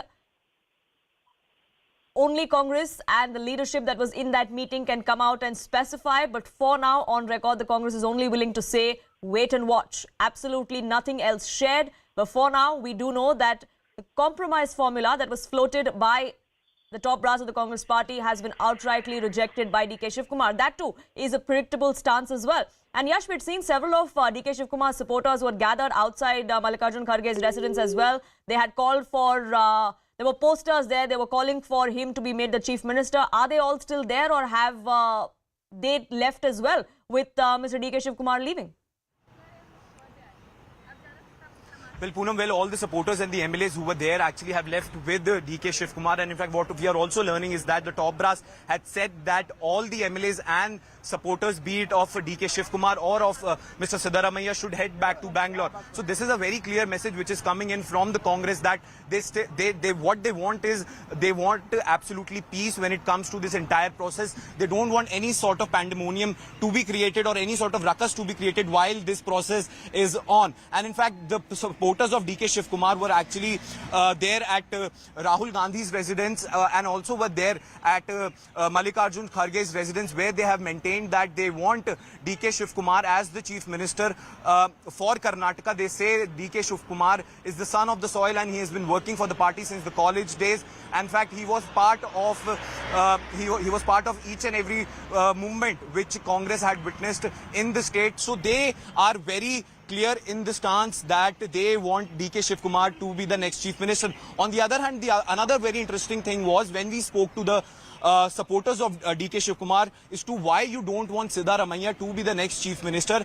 They didn't discredit Siddaramaiah. They didn't say anything negative about Siddaramaiah, but they continue to maintain that it's not about Siddaramaiah. It's not about Siddaramaiah. It's about DK Shivakumar. They say DK Shivakumar is the one who has worked on the grassroots level. He has worked with communities from across different regions, be it the Kurba community, be it the Vokaligas, be it any community which resides in Karnataka, and he has that connect. And in fact, that is in fact true, because he's also the KPCC president. So being the president, he has to go to the ground, he has to talk to the cadre, he has to talk to the people of the Karnataka. So this is the pitch which has been given by the followers and the supporters of DK Shivakumar. Yes, we are not against Siddaramaiah, but we also want DK Shivakumar to be the next Chief Minister.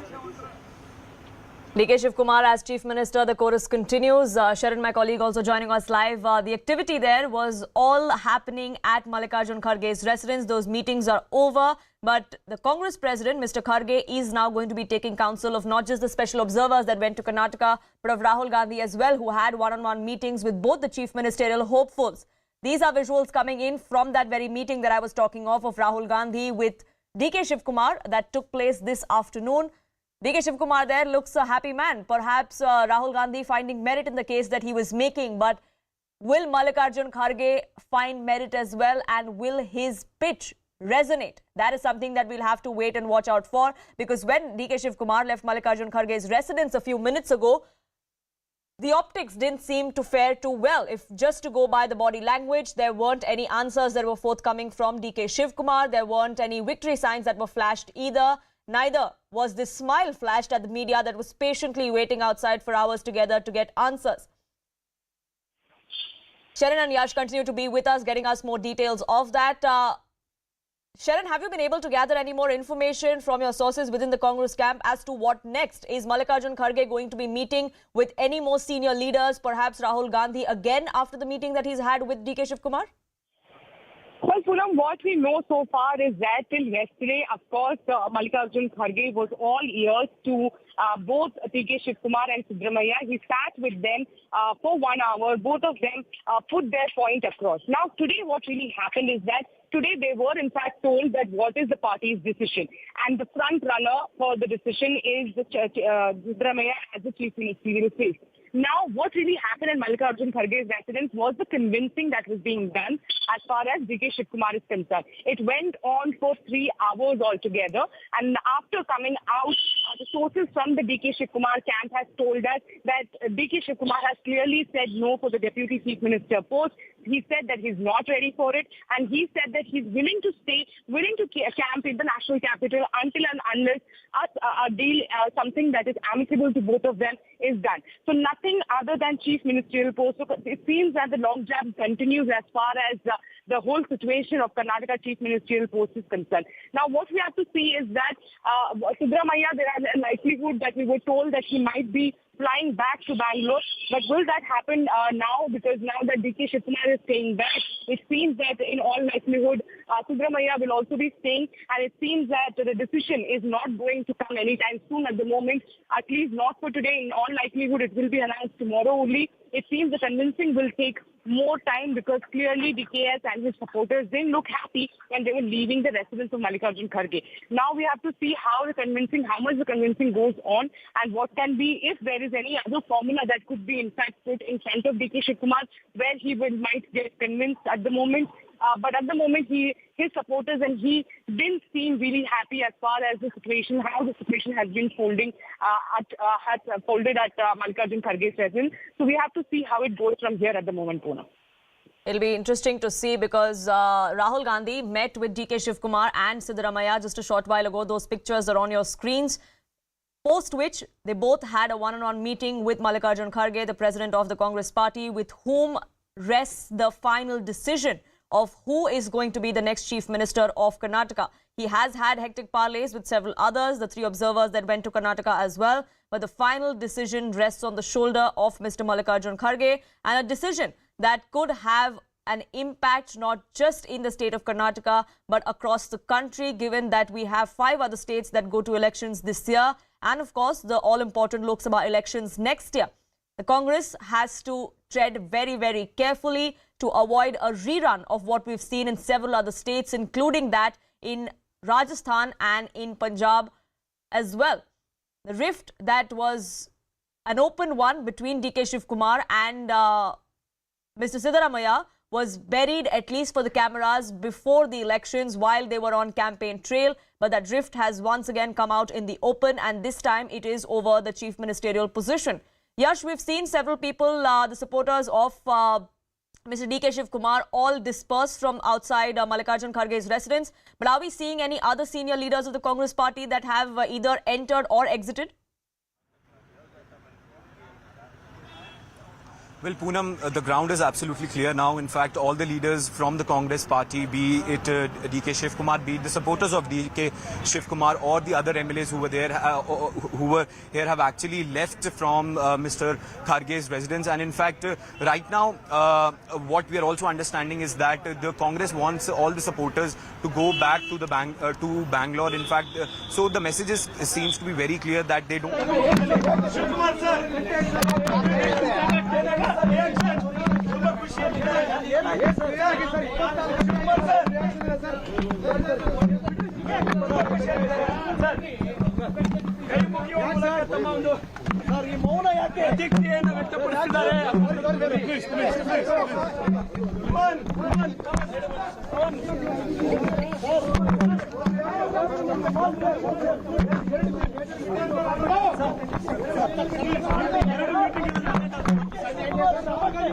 Sorry, ಎರಡು meeting ಅಲ್ಲಿ sir Rahul Gandhi ಮತ್ತು ಮಲ್ಲಿಕಾರ್ಜುನ್ ಖರ್ಗೆ ಅವರು ಎರಡು meeting Kharge ಅವರ please please please please sir Kharge ಅವರು ಮತ್ತು ರಾಹುಲ್ ಗಾಂಧಿ ಅವರ ಭೇಟಿಯ ಬಳಿಕ ಸರ್ ಒಂದು ರಿಯಾಕ್ಷನ್ ಸರ್ ಒಂದು ರಿಯಾಕ್ಷನ್ ಸರ್ ಒಂದು ರಿಯಾಕ್ಷನ್ ಪ್ಲೀಸ್ ಪ್ಲೀಸ್ ಒಂದು reaction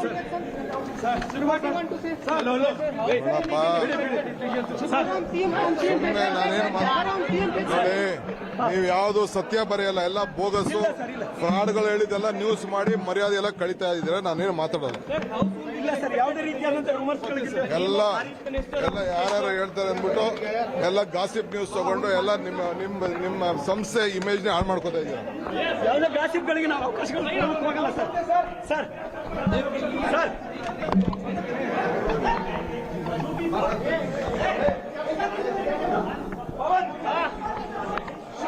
Don't pay heed to gossip is one of the things that DK Shivakumar said to the media that was waiting there. Completely tight-lipped, cards close to his chest, even as he reaches perhaps his brother's residence here in the national capital, who is a member of parliament. DK Shivakumar there with folded hands, refusing to answer the many questions that awaited him there. All he had to say was don't pay heed to rumors. The decision will come out soon, and that definitely is not going to be coming in from either Siddaramaiah or DK Shivakumar. They both have made it very, very clear, completely tight-lipped despite the flurry of meetings that they've had here in the national capital. The final decision will perhaps come to the fore from Mr. Mallikarjun Kharge himself. Both leaders there coming out and saying that they don't want to say much. DK Shivakumar, in fact, even echoing what Randeep Surjewala, the Karnataka co-in-charge, had to say just a short while ago, that these are all rumours, these are all leaks to the media and they must not be paid heed to. But what is the answer? That is a million-dollar question. Who is the next Chief Minister of Karnataka? Unfortunately, no answers forthcoming on that from either the two chief ministerial hopefuls or from the Congress party just yet. The wait continues, Sharon. Well, that is right. And in fact, like you pointed out, he also, in fact, echoed the same sentiments, the same statement, in fact, that was put out by Randeep Singh Surjewala, also saying that whatever news is coming out is completely speculation and the deliberation is still underway. And that is exactly what happened at Mallikarjun Kharge's residence. The deliberation went on for about 3 hours altogether. Now, Poonam, once again, we want to tell our viewers that till yesterday, there was, of course, that the opinion of both the leaders as far as DK Shivakumar and Siddaramaiah are concerned.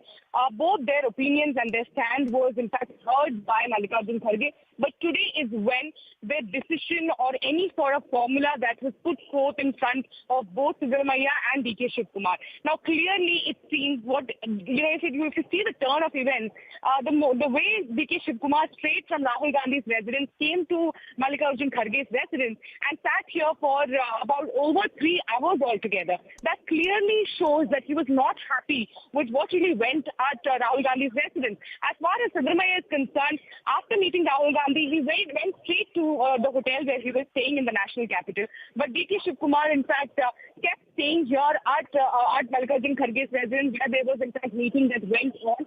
So clearly it shows that it seems that he needs more convincing. It seems that he was not happy with the kind of decision that has been taken so far. And that is why perhaps, he has been, he was in the meeting for over 3 hours.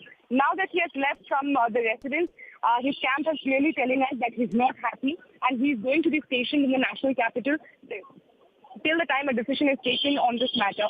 Now we have to also see what is going to be the plan of Siddaramaiah. Because earlier we heard from his camp that he will in fact be returning to Bengaluru today.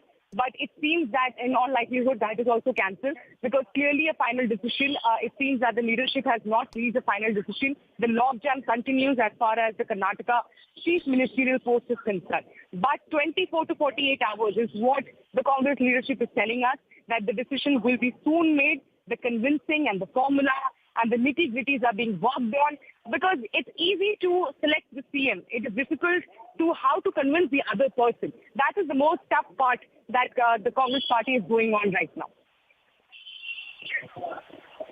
And there is more and more information that is now trickling in of what's transpired all through this day. We are in fact getting more information coming to the fore from the DKS camp.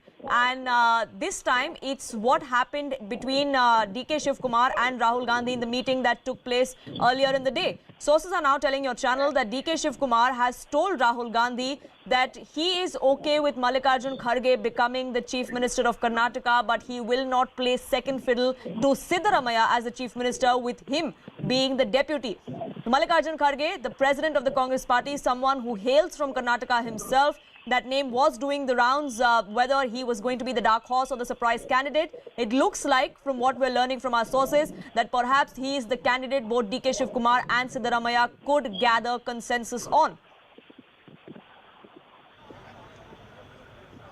Unfortunately, nothing specific coming out from either of those camps, from the chief ministerial hopefuls themselves. No announcement from the Congress party just yet either. Yash and Sharon continue to be with us even as we are seeing more and more information trickle in. The only way, Yash, that DK Shivakumar camp and his MLAs would support a chief minister that is not DK Shivakumar is perhaps if it's Mallikarjun Kharge. That's what we're learning that DK Shivakumar has conveyed to Rahul Gandhi. Well, Poonam, it clearly shows that the equations are not right between DKS and Siddaramaiah, because in fact, if this sort of a pitch is coming in from DK Shivakumar, that clearly shows he's not probably happy as to what is going to transpire in the next few hours or in fact in the next couple of days.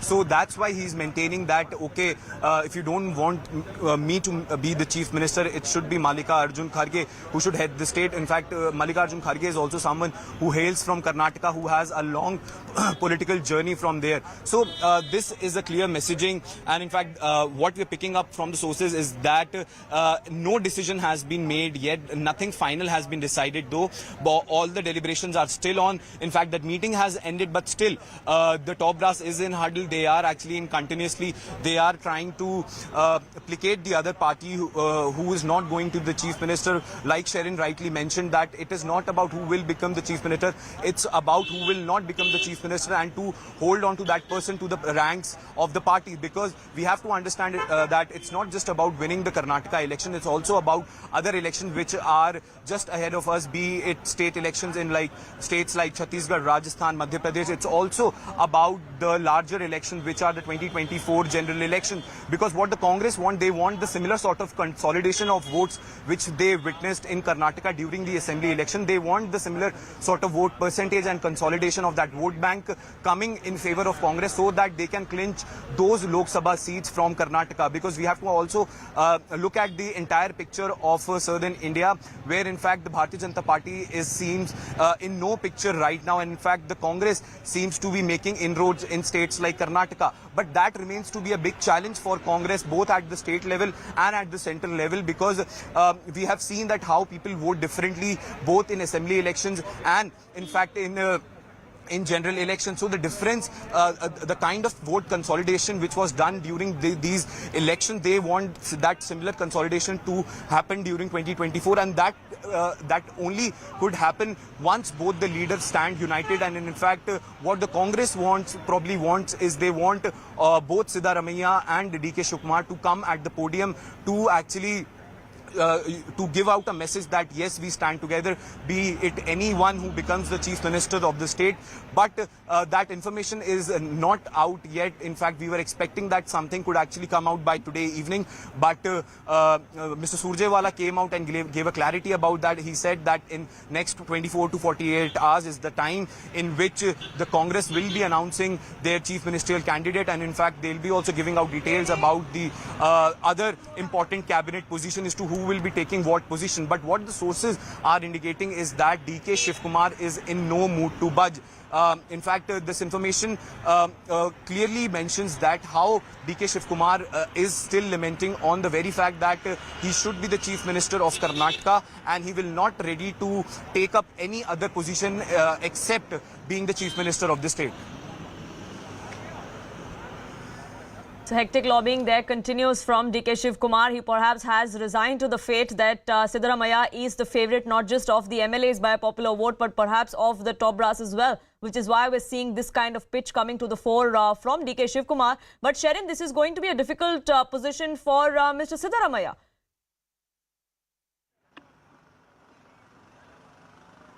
Absolutely, because it seems that when Siddaramaiah was leaving from Rahul Gandhi's residence, his supporters were showing victory sign.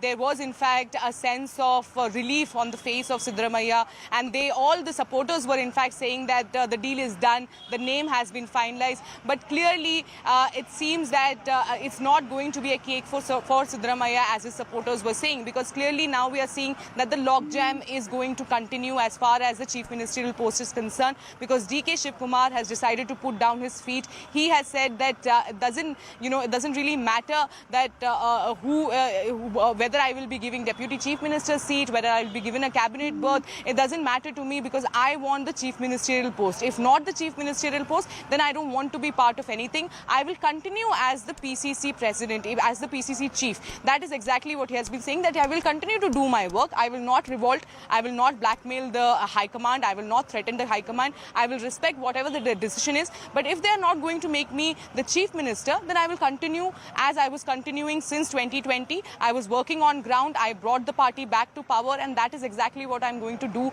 this time as well. So that is, of course, a pressure tactic that is being built by DK Shivakumar. Now, one more thing I want to add here, Poonam. What our sources have been suggesting is that while the meeting was going on inside between Mallikarjun Kharge and DK Shivakumar, there was in fact a bit of pressure that was put in by DK Shivakumar, and and that is why perhaps a clarification also came out where Gandhis Surjewala addressed the media, where he said that everything is a speculation and nothing has been decided yet. The deliberation is still on.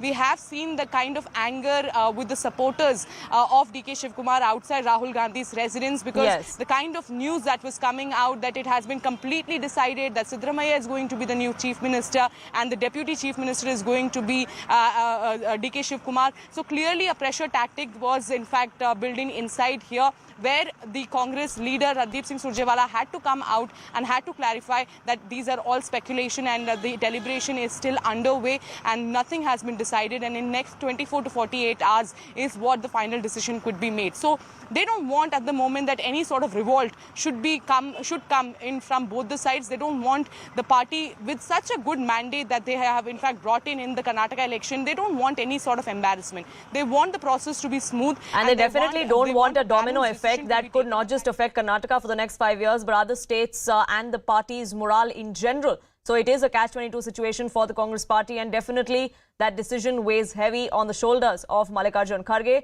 Sharon and Yash, for the moment, thank you so much for getting us the latest. We will keep a track of all the developments that take place here in the national capital as well as in Bengaluru. But for now, a quick break.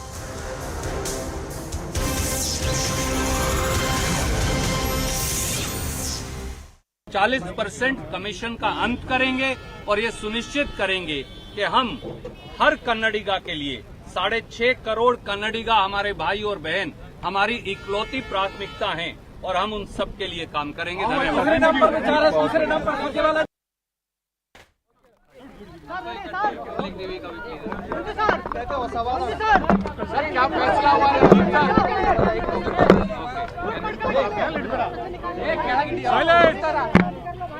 नमस्कार साथियों,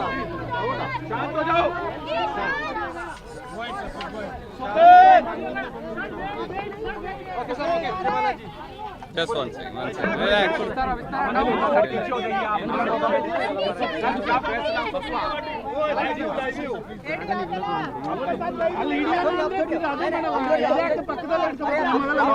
Okay.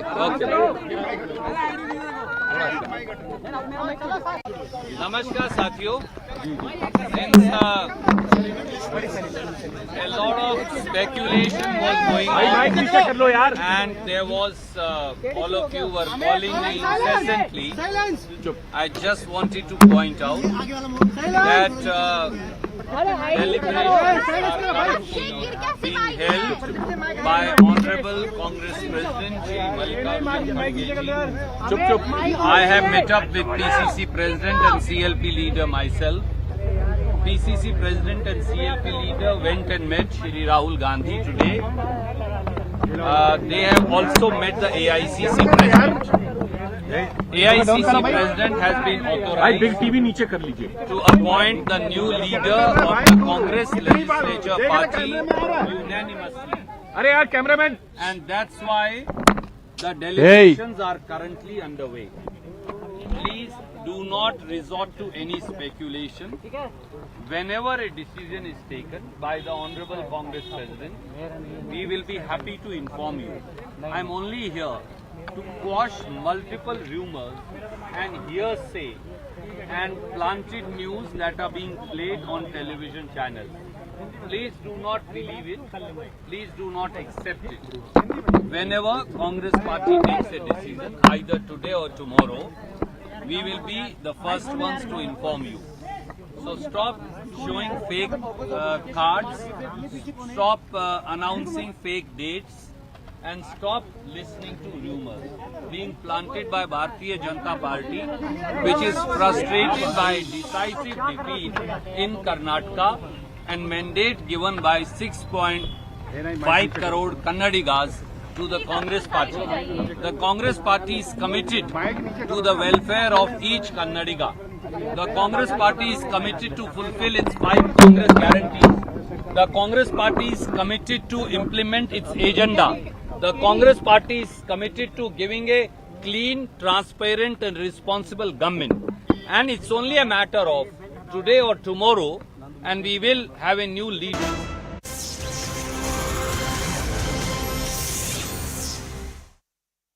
Welcome back. The fight for who reigns supreme in Karnataka continues to play out here in the national capital. DK Shivakumar versus Siddaramaiah fight, and the decision of who becomes the next Chief Minister of Karnataka continues to be a suspense. Another 24 to 48 hours is what the Congress says on record, but what exactly has transpired between closed-door meetings that have taken place all through the day, all of that still remains a suspense. DK Shivakumar has just about reached his brother's residence here in the national capital after meeting with Mallikarjun Kharge. Anshul, my colleague, joining us live from outside DK Suresh's residence. And Anshul, DK Shivakumar had no answers as far as the questions that were being asked of him by the media. All he said was don't pay heed to rumours. But any more information you've been able to gather from any of his supporters or MLAs that were there of what exactly transpired in the meeting with Kharge?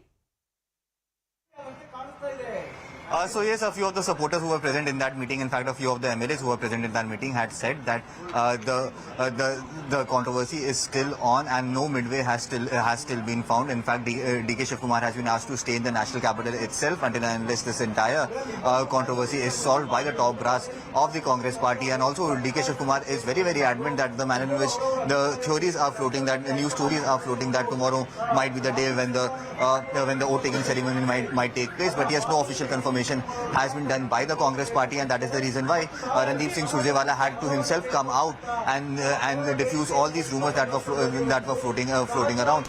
So yes, this is kind of a pressure building tactic that has been done by DK Shivakumar, in which he went inside that meeting and met with Mallikarjun Kharge and said that if no decision has been taken, then why such stories are being given to the media, why such stories are doing rounds on the national media. And that is the reason why Randeep Singh Surjewala had to himself come out and clarify that still the deliberations are on and no accurate no confirmed decision has been taken at this point in time. But yes, on the other hand, DK Shivakumar's followers, the kind of confidence that they were possessing yesterday, that seems to be a little bit on the negative side today itself, because they have been saying that yes, they are fighting that DK Shivakumar should be the next Chief Minister of Karnataka. But up till yesterday, they were very, very confident. They said that the Congress top brass has almost agreed and DK Shivakumar might be the next Chief Minister. So yes, there is a certain dip in confidence that can be sensed on the ground out here.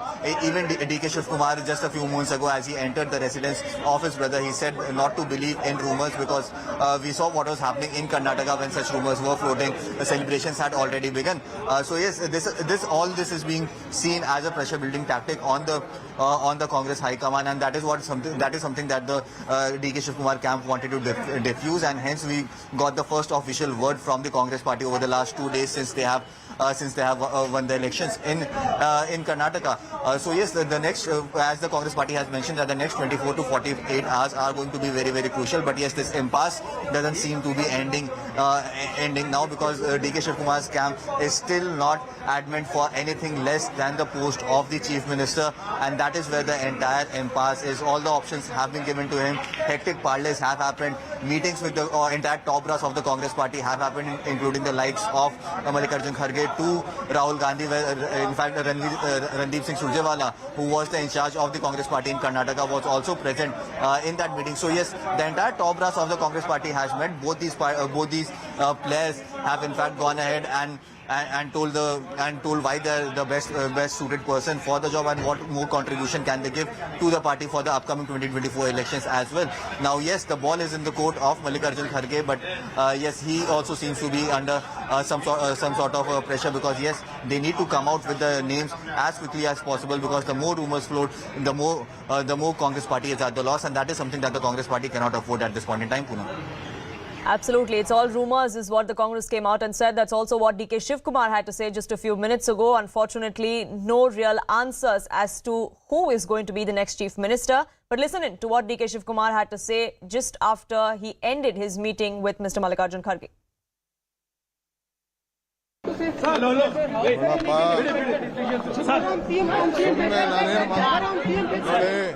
ನೀವು ಯಾವುದು ಸತ್ಯ ಬರೆಯಲ್ಲ, ಎಲ್ಲ ಬೋಗಸು ಫ್ರಾಡ್ಗಳು ಹೇಳಿದೆಲ್ಲ news ಮಾಡಿ ಮರ್ಯಾದೆ ಎಲ್ಲ ಕಳೀತಾ ಇದ್ದೀರಾ. ನಾನೇನು ಮಾತಾಡೋದು, ಎಲ್ಲ ಯಾರು ಹೇಳ್ತಾರೆ ಅಂದ್ಬಿಟ್ಟು ಎಲ್ಲ ಗಾಸಿಪ್ ನ್ಯೂಸ್ ತಗೊಂಡು ಎಲ್ಲ ನಿಮ್ಮ ಸಂಸ್ಥೆ ಇಮೇಜ್ನ ಹಾಳು ಮಾಡ್ಕೋತಾ ಇದ್ದೀರಾ.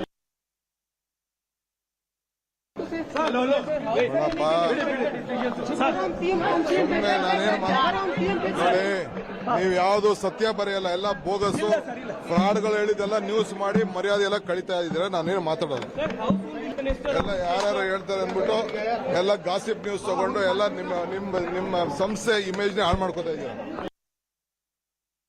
It's just chatter, it's just gossip, and don't pay heed to it, was what DK Shivakumar had to say. Anshul, are we expecting DK Shivakumar to be leaving his brother's residence anytime soon? Have you been able to get any information of what's on his agenda next?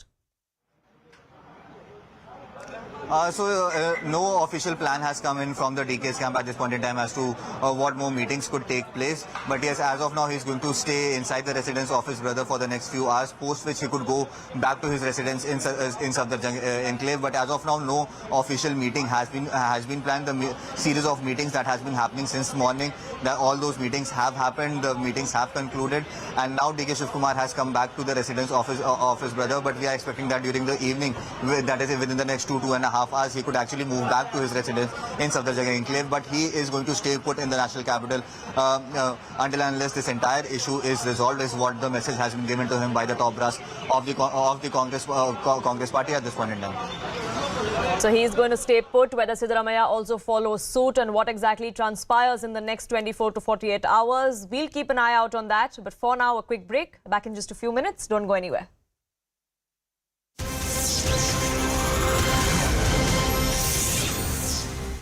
The Congress party is committed to implement its agenda. The Congress party is committed to giving a clean, transparent and responsible government. And it's only a matter of today or tomorrow, and we will have a new leader of the Congress legislature party. Within next 48 to 72 hours, we'll have a new cabinet in Karnataka. And in the first cabinet meeting of the next Congress government of Karnataka, we will implement the 5 Congress guarantees and begin the work of rebuilding brand Karnataka all over again. So I'm only here to tell you, stop believing fake news, stop listening to fake rumors, and stop listening to the BJP-propelled fake propaganda which is frustrated by its decisive defeat in Karnataka. Karnataka will have a 5-year-long stable government. Karnataka will have a Congress government committed to peace, progress and harmony. Karnataka will ensure that the 5 Congress guarantees are implemented as promised by Shri Rahul Gandhi. And Kharge Sahab is somebody who believes in 3 principles. I repeat again, the Congress president believes in 3 principles: consensus, unanimity and unity. Shri Mallikarjun Kharge ji, who has been authorized to appoint the next leader of the Congress legislature party by the Congress legislature party, will announce after holding due deliberations. मित्रों, साथियों, मैं आपके समक्ष केवल ये कहने को उपस्थित हुआ हूं कि बहुत सारे टेलीविजन चैनल बहुत सारी फेक न्यूज चला रहे हैं, बहुत सारे फेक कार्ड्स दिखा रहे हैं, बहुत सारी मिथ्या और झूठी तिथियां घोषित कर रहे हैं. इनमें कोई सच्चाई नहीं. श्री मलिक, आप आ जाइए मेरी जगह, आप बाइट दे दीजिए. आप पूरी कर लीजिए. When will expect? You have to have this much sense of responsibility. तो कृपया करके झूठी खबरों और भाजपा की अफवाहों पर विश्वास मत करिए.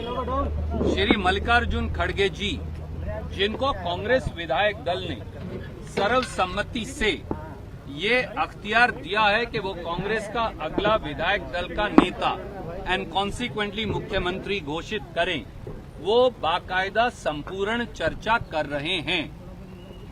हमारे ऊपर मोदी जी 10-10, 15-15 दिन में निर्णय करते हैं. मल्लिकार्जुन खड़गे जी 2 दिन से डेलिब्रेशंस कर रहे हैं. हो सकता है आज, हो सकता है कल तक हम आपको ये निर्णय बता देंगे. इसलिए जल्दी मत करिए, विचलित मत होइए, अपने दर्शकों और पाठकों को झूठी खबरें मत दिखाइए. कांग्रेस पार्टी की अगली कांग्रेस की सरकार कर्नाटक में 6.5 करोड़ कन्नडिगांव के लिए काम करने के लिए प्रतिबद्ध है. हम कांग्रेस की 5 गारंटियां मंत्रिमंडल की पहली बैठक में, जैसा राहुल गांधी जी ने और जैसा खड़गे साहब ने कहा, उन्हें लागू करके दिखाएंगे. भारतीय जनता पार्टी अपनी करारी हार से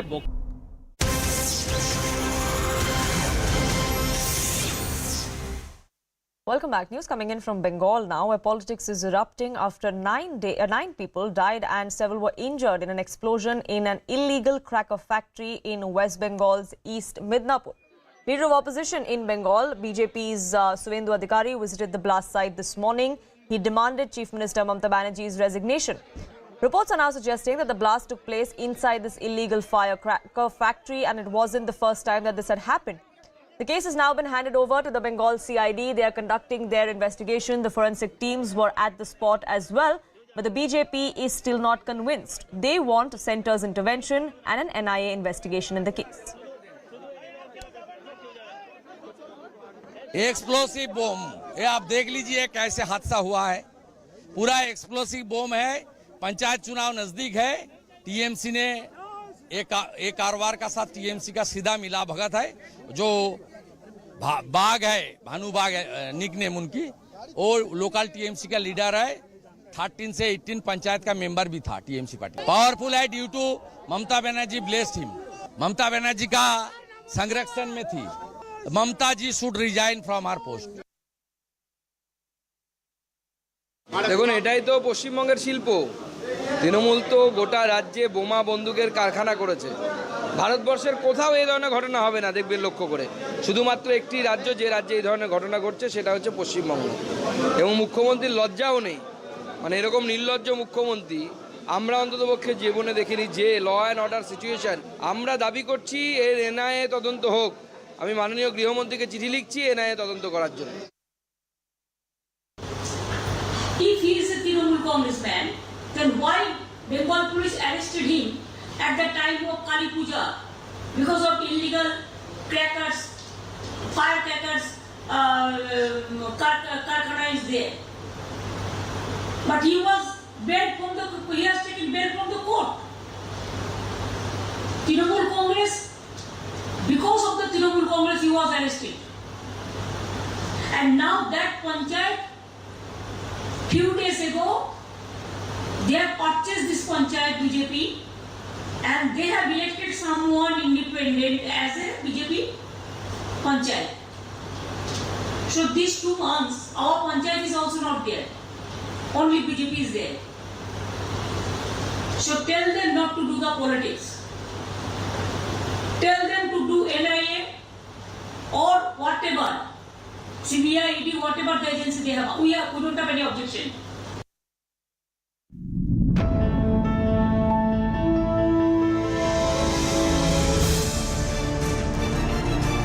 What's going on in the Congress party? They say that Sonia Gandhi never said this, and we did scan the speech. She hasn't quite said this. Then why did you put it up on a tweet, and why are you sticking to that tweet? There are 2 states, that is Madhya Pradesh and Uttar Pradesh, which have declared that this movie will be tax-free. But the criticism is only growing. And there are also likes of Jitendra Awad, who says that they should be hanged for defaming the women of Kerala.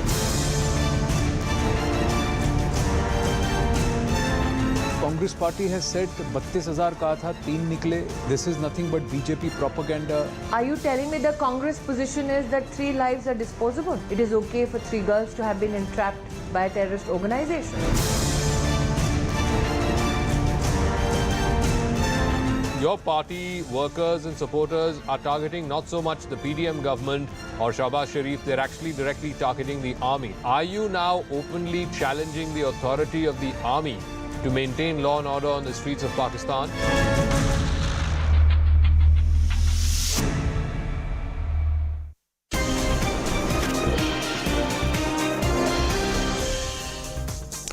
Good evening, hello and welcome. You're watching The Nation at 5. I'm Anusha Soni.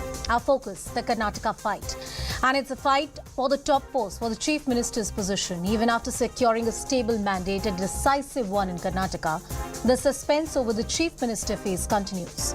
Top sources within the Congress party have informed CNN News 18 that DK Shivakumar has rejected the post of the Deputy Chief Minister. He is asked to remain in Delhi till the matter is resolved. While reacting to the speculations, Mr. Shivakumar refused to speak on the matter and said that one must not pay attention to the rumour mongering. Sources within the DK Shivakumar camp have told us that he has proposed the name of Congress Chief Mallikarjun Kharge for the position of the Chief Minister post before the party high command.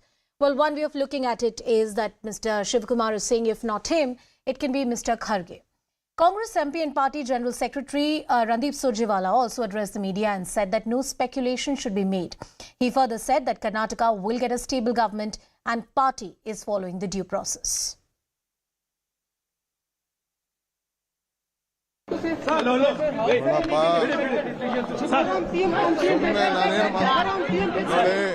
ನೀವು ಯಾವುದು ಸತ್ಯ ಬರೆಯಲ್ಲ ಎಲ್ಲ ಬೋಗಸು ಫ್ರಾಡ್ಗಳು ಹೇಳಿದೆಲ್ಲ news ಮಾಡಿ ಮರ್ಯಾದೆ ಎಲ್ಲ ಕಳೀತಾ ಇದ್ದೀರಾ ನಾನೇನು ಮಾತಾಡೋದು ಎಲ್ಲ ಯಾರು ಹೇಳ್ತಾರೆ ಅಂದ್ಬಿಟ್ಟು ಎಲ್ಲ ಗಾಸಿಪ್ ನ್ಯೂಸ್ ತಗೊಂಡು ಎಲ್ಲ ನಿಮ್ಮ ಸಂಸ್ಥೆ ಇಮೇಜ್ನ ಹಾಳು ಮಾಡ್ಕೋತಾ ಇದ್ದೀರಾ A lot of speculation was going on and there was, all of you were calling me incessantly. Deliberations are currently being held by Honorable Congress President Shri Mallikarjun Kharge ji. I have met up with PCC President and CLP leader myself. PCC President and CLP leader went and met Shri Rahul Gandhi today. They have also met the AICC President. AICC President has been authorized to appoint the new leader of the Congress Legislature Party unanimously. Please do not resort to any speculation. So what did Mr. Siddaramaiah, one of the front-runners for the post of Chief Minister, tell the Congress High Command as he made his pitch and staked a claim for the top job in Karnataka? Well, number one, his approval ratings in all surveys. He has proven to be an able administrator and all the guarantees that were part of the Congress manifesto, in fact, were his ideas. DK Shivakumar has only just about 10% of the approval rating. This is about the surveys that were done earlier. If you talk about the caste equations and how that metric really stacks up, Ahinda votes will dump party before the Lok Sabha polls if Mr. Siddaramaiah is not made the Chief Minister. Lingayat and Ahinda votes, they go hand in hand. He is also likely to retire from politics if not made the Chief Minister. The age is not so much on his side compared to Mr. DK Shivakumar. He won't be involved in any future party matters. A state like Karnataka is very critical. It's the gateway to the south. And of course, Mr. Siddaramaiah's leadership, his presence within the grand old party is critical for the Congress in the run-up to 2024. And now, if DKS is made the Chief Minister, the case against him can destabilize the government. Who can forget the CBI cases that haunted Mr. DK Shivakumar? And in fact, while the investigation was going on, he was lodged in Tihar jail in the judicial custody for a considerable amount of time. Now, that's broadly the case that Mr. Siddaramaiah has made before the party high command. But as I said earlier, it's not going to be a cakewalk for him. Mr. DK Shivakumar is giving him a tough competition. There are other voices as well. As Pallavi reported some time ago, that there's also a suggestion that why not make Mr. Kharge the Chief Minister of the state instead of Mr. Siddaramaiah or DK Shivakumar. My colleague Sherin Elizabeth joining us on the broadcast. Sherin, those were broad smiles when DKS really stepped out. There were pictures that have been put out of DK Shivakumar with Rahul Gandhi, Mr. Siddaramaiah with Rahul Gandhi, separate pictures. This is also a show from the Congress party. It's an assertion from the Congress party that while that hectic, negotiations are underway, the party stands united. Well, clearly the Congress at this point wants to show that they are in fact a democratic party. There are of course dissents within the party, but at the same time when it comes to taking decisions, especially when it comes to taking some regional or state-wise decision, they want to show that how they take it in a due process and how the decisions are taken in a democratic way. And that is why perhaps they have been maintaining that this is not a delay. Even if they won on 13th of May, it takes time because both the leaders are in fact a strong face as far as Siddaramaiah and DK Shivakumar are concerned. The due process is being followed and that is why perhaps the delay is being happening. Now what we know so far is that at Mallikarjun Kharge's residence, DK Shivakumar after meeting Rahul Gandhi came here met with Mallikarjun Kharge for over 3 hours altogether. When he stepped out, his supporters and in fact DK's camp altogether has in fact told us clearly that DK Shivakumar in the meeting with Mallikarjun Kharge has said that he's not ready for the Deputy Chief Minister post. He's going to be camping in the national capital. Now, we also know that in the meeting with Rahul Gandhi, DK has also mentioned that how he wants Mallikarjun Kharge to be the Chief Minister because he is a Dalit face. It should either be, if DK Shivakumar is not being made the Chief Minister, then even Siddaramaiah should not be made the Chief Minister is the kind of stand that we are seeing at the moment. He said that because he's a Dalit face, he's a tall leader in Karnataka, he should be made the Chief Minister. Now, that is where the situation is standing right now. DK Shivakumar is going to camp in Delhi. Our sources also have been suggesting that Siddaramaiah is also likely was in fact travelling to Bangalore today, but that has also not going to happen today. Both the leaders are going to camp in the national capital.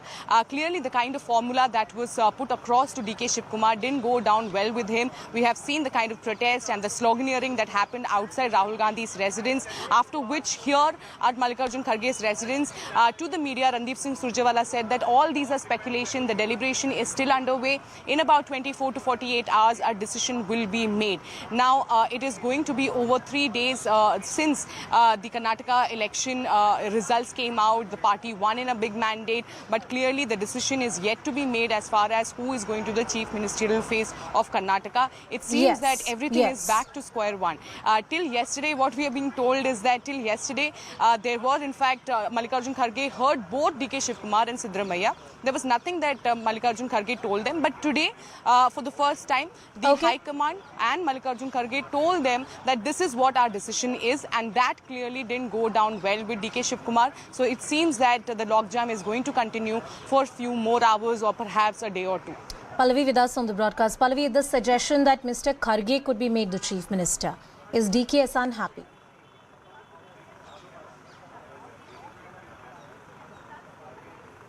Pallavi, we're not getting your audio, unfortunately. Yes, we can hear you now. We can hear you now. Yeah, okay, so what I just picked up by way of our top Congress sources, which we've just put out also, Anusha, is that for now the discussion only has been on two names, which is DK Shivakumar and Siddaramaiah. It's only if none of them agree to bend and they're waiting for one of them to blink, then it's a third name which is also going to be coming up.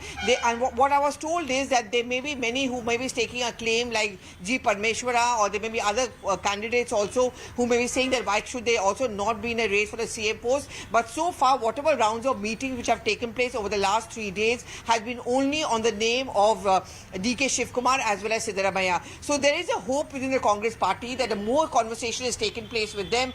One of them would blink and agree. So far, DK Shivakumar remains adamant on the point that, he doesn't want to become a deputy chief minister or a rotation system. The other thing which I've just been told also is that it is Mr. Kharge alone who's going to take a call.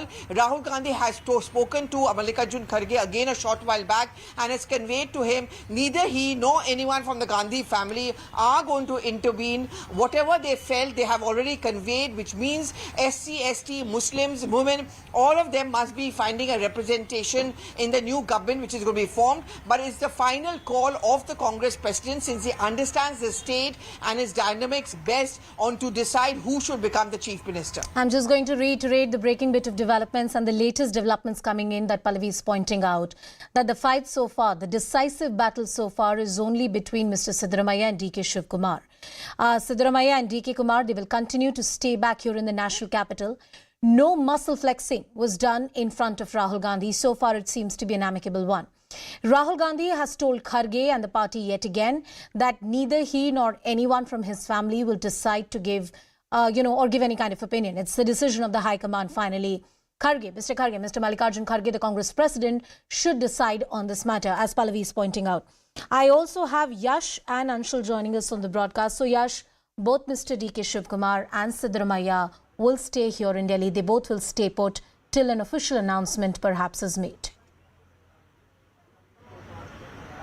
Well, absolutely, Anusha. And in fact, there was a rumor going around that Siddaramaiah might be leaving, but now we've been given to understand he will be staying put here in the national capital. And in fact, DK Shivakumar had no plans of leaving Delhi and going to Bengaluru. And now both the leaders are here. And in fact, what we can understand out of this situation is both the leader wants to negotiate with the party staying here in the national capital only. And in fact, yesterday also slew of meetings took place. Today as well slew of meetings took place. But nothing concrete came out of it. One thing which came out of it, when Mr. Surjewala came out and addressed the media, he said whatever is roaming around is they are all rumors, and party continues to be deliberating on the facts of the matter. And in fact, they are continuously deliberating as to who should be made the chief minister of Karnataka. Absolutely. So and Yash, as you get us all those details, one message. You know, there's a stalemate of sort. Neither of the side is blinking right now.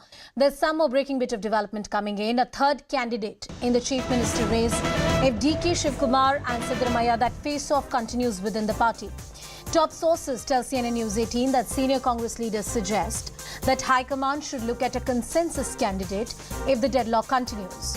It is further indicated that there is a lookout for an acceptable face, which comes with the right kind of caste backing and will get added to the mix if DKS and Siddaramaiah don't budge in a day or two, because that's a solution that needs to be put to the people and to the party as well. Harish with us on the broadcast. Harish, who can that third phase be? Because Pallavi was pointing out right now, the decisive battle is between the two. Well, the decisive battle is between the two, but remember, right now, both of them are not willing to budge from their position. In fact, there might be a point where both of them will say that we are okay with somebody else, but not each other. When that situation comes, or if this drags on for a day or two, several senior Congress leaders now suggesting to Mallikarjun Kharge that it's time that the Congress party look at a third phase, a consensus candidate who's not threatened either by DK camp or even Siddaramaiah, who don't see him as a big competition, but somebody who enjoys the backing and the faith of the Congress High Command and has the right kind of a caste calculation or caste equation backing him. That would be a good option, because then everyone is happy. Nobody is really antagonized. Yes, DK and Siddaramaiah would miss out on the CM chair, but at least they won't try to cut each other to size and damage the party. This is a suggestion that's gone to Mallikarjun Kharge from several senior leaders here, who are saying that if this continues for another day or two, that would damage the party's image here in Karnataka. So, Harish, I definitely don't want you to reveal your sources or the name, but this is a suggestion that has gone from the state unit to the national leadership. Is that what you're telling us? Yes, there are multiple senior leaders from Karnataka who have suggested this. At least two of them that I spoke to said that this has been suggested to Mallikarjun Kharge, that if this continues, they are also saying that the High Command, yes, is considering these two options. Those are the two main options. But if it goes beyond 2 days, if Siddaramaiah and DK Shivakumar don't budge, then there will come a point where... Please pause for a moment as I take the viewers through these latest shots coming in.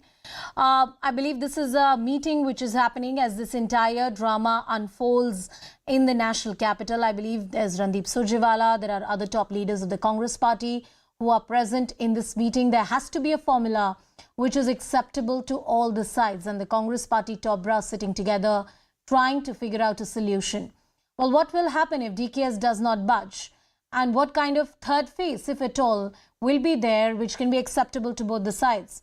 As it is reiterated by a senior colleague, Pallavi, who's been tracking the Congress party for decades, that right now, rotational chief minister is out. If Mr. DK Shivakumar decides to settle with the deputy chief minister, what kind of portfolios he would want?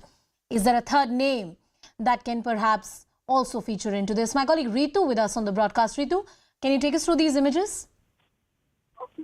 Well, those are the images that are coming from the residence of DK brothers in the Delhi, where you can see them having a general chat with the few MLAs of the state. So DK brothers, both DK Shivakumar as well as DK Suresh in the picture. So that's the picture coming out right after the meeting of DK Shivakumar with the Mallikarjun Kharge. So yes, we do know that there hasn't been any sort of a conclusion so far, even after the series of meetings with all the senior leaders. There's still a lot of confusion because, of course, both of them are not agreeing to the terms of what the state, the High Command has to say. But needs to be seen that how will that the state High Command will now, in fact, the High Command will resolve this whole issue. All right, so the High Command needs to resolve a whole set of issues. Those are the meetings, the pictures of the meetings that have been held here in Delhi. DK Shivakumar with his brother Suresh here in the national capital and other supporters. There's been a slew of meetings that we have seen so far. But right now, the two images that you see on the screen are telling of what has been happening so far. The Congress party asserts that they are together in this. There is no question of any kind of split within the party. There is no blackmailing which is happening from one camp or another. Mr. DK Shivakumar making it abundantly clear that he stands strong with the party, but he will assert what he wants from the party and the party high command. That's what he's done so far. If you talk about Mr. Siddaramaiah, there was another image of Mr. Siddaramaiah with Rahul Gandhi. We'll just put that out. And in that particular image, it was absolutely clear that Rahul Gandhi is talking to both the sides and he's playing an important role in figuring out what this formula would be. My colleague Anshul with us on the broadcast. Anshul, what more can you tell us? A spree of meetings that we have seen in the last 24 to 48 hours, we still don't have an official announcement. Well, yes, that is what the Congress party is saying, that they still haven't figured out as to who is going to be the next chief minister of Karnataka. On the other hand, we have seen this hectic parleys that have been done by both these leaders since yesterday itself.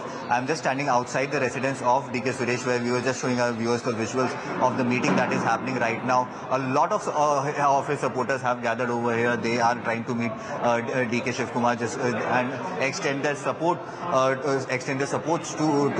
DK Shivakumar, because if you see, since yesterday itself, there has been a lot of pressure building tactic that has been applied by both these leaders. At least with Siddaramaiah, at least 10 to 12 MLAs had come to the national capital. Now with DK Shivakumar as well, he is also parading all the MLAs that are in his favor. We saw that a lot of MLAs went inside the meeting that happened at the residence of Mallikarjun Kharge. So yes, both these leaders are now trying to apply pressure and trying to tell them that they are the best suited for the job and they have the required support of all the MLAs on the ground. But yes, this impasse continues at this point in time, and in the near future, it doesn't seem like that the Congress party is going to find out any solution to this, because both these leaders are not ready to blink. They are very, very adamant that they should be the next chief minister of Karnataka. So, yes, the next 24 to 48 hours are going to be very, very crucial, especially for the people of Karnataka who wait for the next chief minister.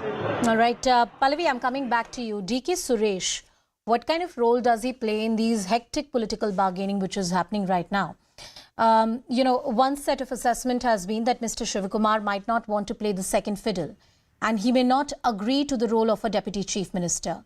While we see these images of, DK brothers talking to various MLAs and supporters here in the national capital, I wonder what is the role of his brother and what kind of role can he play in this political bargaining?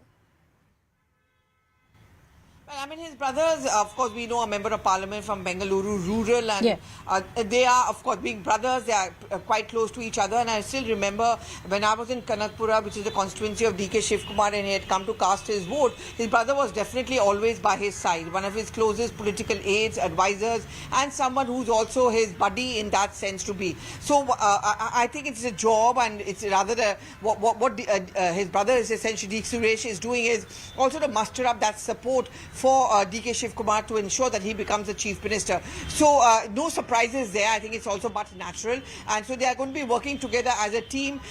And this is certainly putting pressure on the central leadership to make up its mind. We've been talking about this. Both Harish and I have been reporting for a little while back. And that's what we both are picking up from our sources, is that that's certainly what I've been told, that till now the main contenders are DK Shivakumar and Siddaramaiah. If one of them does not blink by tomorrow or in a day or two, then a third name comes in. Who is that name on which there can be a consensus? Some, in fact, also go on to suggest the name of the Congress president, Mallikarjun Kharge. The interesting part, Anshu, is that Anusha, Mallikarjun Kharge missed out becoming a chief minister 3 times round. That, I'm sure, is a grudge he always bears. But I remember in an earlier interview, he had also suggested that if I can make a CM, why should I become a CM? But I'm sure that's a post no one would want to give up on. In fact, when I had last interviewed him, I had persistently asked him this question, and he had not said a complete no, but what he had definitely said was that all I want is my party to come back to power. Anyone can become the chief minister. So it's a Congress party, and I wouldn't be surprised. Over years, when I've covered this party, I've learned one thing is never be surprised or shocked. So just about anything is possible. They're going to look for a third face in case DK Shivakumar or Siddaramaiah don't come to any conclusion on an agreement. Pallavi, you know, it seems like a game of chess which is being played since yesterday. Meetings, hectic, political bargaining, rumor mongering which is happening right now. The Congress party was very worried, and because this is, politically heated up, speculations are bound to happen. That's how the story has been developing. But since yesterday to today, is there any sense of symmetry to the developments that have happened? Or for now, we can say they are still at the same place and position like they were, say, roughly 24 to 48 hours ago?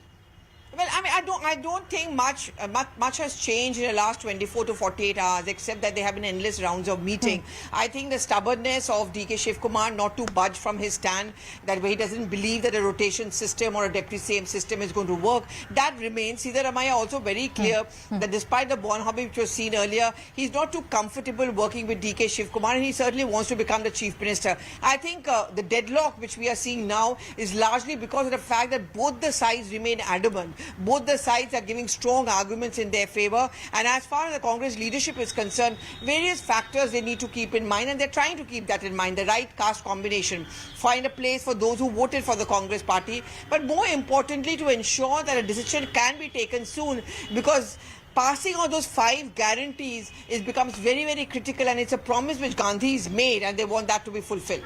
5 guarantees. Those are going to be very critical, the right combinations. Harish, coming back to you and taking in a view from you.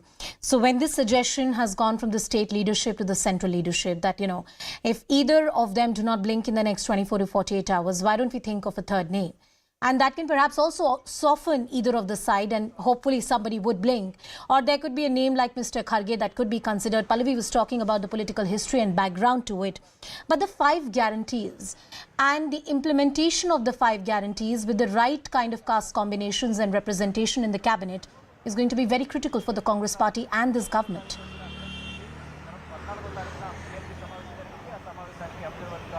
Spoken here, senior leaders in Karnataka suggesting that anybody who comes into power can pass these guarantees. The challenge would be how would they fund it. Possibly you will see some of those guarantees being put into effect in a staggered manner, might not happen in one go. That is likely to happen irrespective of who becomes the chief minister. What these leaders are saying is we need a leader. If we are looking at a consensus candidate, he should be someone who will have the backing of at least 2-3 significant communities. You look at somebody from a Dalit community, then they are saying, look at the community, they've backed us, we've got 35 seats. Yeah. So that would work for the party. They've traditionally backed them. Or if you're looking at a Vocaliga phase, then you're looking at once again consolidating further from what you've got in 2023 now to another 5 years. They are saying we can reach a point where we absolutely decimate JDS even in Old Mysore region and ensure that the Vocaligas stay with us for a longer time, and that would be a huge plus and a huge weapon against the BJP, which has another dominant community, the Lingayats backing them. So all these aspects on the minds of Congress leaders here, but they are saying it should be someone who is seen as having the backing of the High Command and not seen as a threat either by DK's camp or Siddaramaiah, so that nobody gives them a hard time when they start governance and start implementing these schemes. That is something that will come into play, as Pallavi also rightly pointed out. If these two leaders don't blink, don't budge from their stance in the next 24 to 48 hours, then the High Command will be left with no other option but to look at a third candidate. And the list starts with Mr. Mallikarjun Kharge. DK has already said, I'm fine if Mallikarjun Kharge comes back to the state and becomes the chief minister. He said this in the meeting. He said it earlier as well before the elections. Then there are the likes of Mr. Parameshwar, once again a Dalit candidate. Then there is a huge message that goes out to the oppressed class, is what he told us earlier in the day. There are a lot more, the likes of HK Patil and others, who would be hoping that they are the beneficiary of this fight between DK and Siddaramaiah. A lot of people waiting to be the beneficiaries of that fight, Harish, as he's putting. Pallavi is also with us on the broadcast. Pallavi, I understand, as you said, that it's Mr. Siddaramaiah versus DK. There is no third name right now. But if there's one name that can be perhaps acceptable to both the sides, is Mr. Kharge, if that happens at all. But doesn't the Congress party need Mr. Kharge more than ever before at the central level as the Congress president? Well, I mean, I would say one of the first biggest challenge which Mr. Kharge is facing as a Congress president is actually sort out the mess in his home state, which is Karnataka. The fact that he understands the language, he speaks the language, that is certainly what should make it easier for him. But, you know, it's just going to get tougher and tougher. I mean, you know, Karnataka sorted, then you need to look at Rajasthan, then you need to look at Chhattisgarh, Madhya Pradesh, so on and so forth. If I was Mr. Kharge, I would be wondering whether it's best to go back to my home state because it's so uncomfortable and find a solution, you know, as far as the whole Karnataka CM mess is concerned. But yes, at this point of time, and I think Rahul Gandhi's and the Gandhis also have made the point clear repeatedly that Mr. Kharge is the Congress president. The final call will have to be taken by him. And we do understand the caste combinations, but mind you, the first-hand knowledge can only be got by someone who is from the state itself. You know, just for a quick reference, I remember a day or two back, I remember a tweet of Mr. Mallikarjun Kharge where he just said ki main dharti putra hu, and he essentially talked about the fact that he's the son of the soil from Karnataka. At that point of time, many wondered why did he have to tweet it. I think it's kind of making sense now if he's going to also be one of the persons who's being mulled as a possible, that third person on which there can be a consensus. But this is again, the rider really, Anusha, is in the realm of speculation. To be fair, till now, all that conversation that has been happening has been largely centered around these two people, Siddaramaiah and DK Shivakumar. I think it all boils down to a few questions that we all want an answer to. What did Mr. DK Shivakumar tell the party high command? Well, he wants to be the chief minister. What did the party high command really tell him?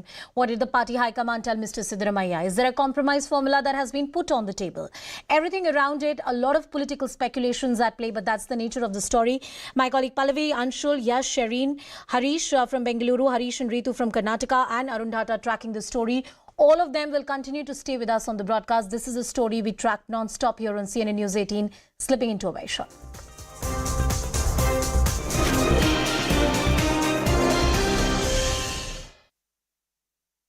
Tell you, stop believing fake news, stop listening to fake rumors, and stop listening to the BJP propelled fake propaganda which is frustrated by its decisive defeat in Karnataka. Karnataka will have a 5-year-long stable government. Karnataka will have a Congress government committed to peace, progress and harmony. Karnataka will ensure that the 5 Congress guarantees are implemented as promised by Shri Rahul Gandhi. And Kharge Sahab is somebody who believes in 3 principles. I repeat again, the Congress president believes in 3 principles: consensus, unanimity and unity. Shri Mallikarjun Kharge ji, who has been authorized to appoint the next leader of the Congress Legislature Party by the Congress Legislature Party, will announce after holding due deliberations. मित्रों, साथियों, मैं आपके समक्ष केवल ये कहने को उपस्थित हुआ हूं कि बहुत सारे टेलीविजन चैनल बहुत सारी फेक न्यूज चला रहे हैं, बहुत सारे फेक कार्ड्स दिखा रहे हैं, बहुत सारी मिथ्या और झूठी तिथियां घोषित कर रहे हैं। इनमें कोई सच्चाई नहीं। श्री मलिक, आप आ जाइए मेरी जगह, आप बाइट दे दीजिए। आप पूरी कर लीजिए। When will expect? You have to have this much sense of responsibility, यार। तो कृपया करके झूठी खबरों और भाजपा की अफवाहों पर विश्वास मत करिए। श्री मल्लिकार्जुन खड़गे जी, जिनको कांग्रेस विधायक दल ने सर्वसम्मति से ये अख्तियार दिया है कि वो कांग्रेस का अगला विधायक दल का नेता एंड कॉन्सिक्वेंटली मुख्यमंत्री घोषित करें, वो बाकायदा संपूर्ण चर्चा कर रहे हैं। हमारे ऊपर मोदी जी 10-10, 15-15 दिन में निर्णय करते हैं। मल्लिकार्जुन खड़गे जी 2 दिन से डेलिब्रेशंस कर रहे हैं। हो सकता है आज, हो सकता है कल तक हम आपको ये निर्णय बता देंगे। इसलिए जल्दी मत करिए, विचलित मत होइए, अपने दर्शकों और पाठकों को झूठी खबरें मत दिखाइए। कांग्रेस पार्टी की अगली कांग्रेस की सरकार कर्नाटक में 6.5 करोड़ कन्नडिगांव के लिए काम करने के लिए प्रतिबद्ध है। हम कांग्रेस की 5 गारंटियां मंत्रिमंडल की पहली बैठक में, जैसा राहुल गांधी जी ने और जैसा खड़गे साहब ने कहा, उन्हें लागू करके दिखाएंगे। भारतीय जनता पार्टी अपनी करारी हार से बौखलाई हुई है, विचलित है और इसीलिए वो झूठा प्रोपेगेंडा और प्रपंच टेलीविजन के माध्यम से और उनका सोशल मीडिया अजीबोगरीब खबरें चलवा रहा है, उन पर विश्वास मत कीजिए। हम कांग्रेस ब्रांड कर्नाटका का पुनर्निर्माण करेंगे। हम एक काबिल सरकार कर्नाटका को देंगे, एक ट्रांसपेरेंट, अकाउंटेबल और ईमानदार सरकार कर्नाटक को देंगे। 40% कमीशन का अंत करेंगे और ये सुनिश्चित करेंगे कि हम हर कन्नडिगा के लिए 6.5 करोड़ कन्नडिगा हमारे भाई और बहन हमारी इकलौती प्राथमिकता हैं और हम उन सब के लिए काम करेंगे। धन्यवाद।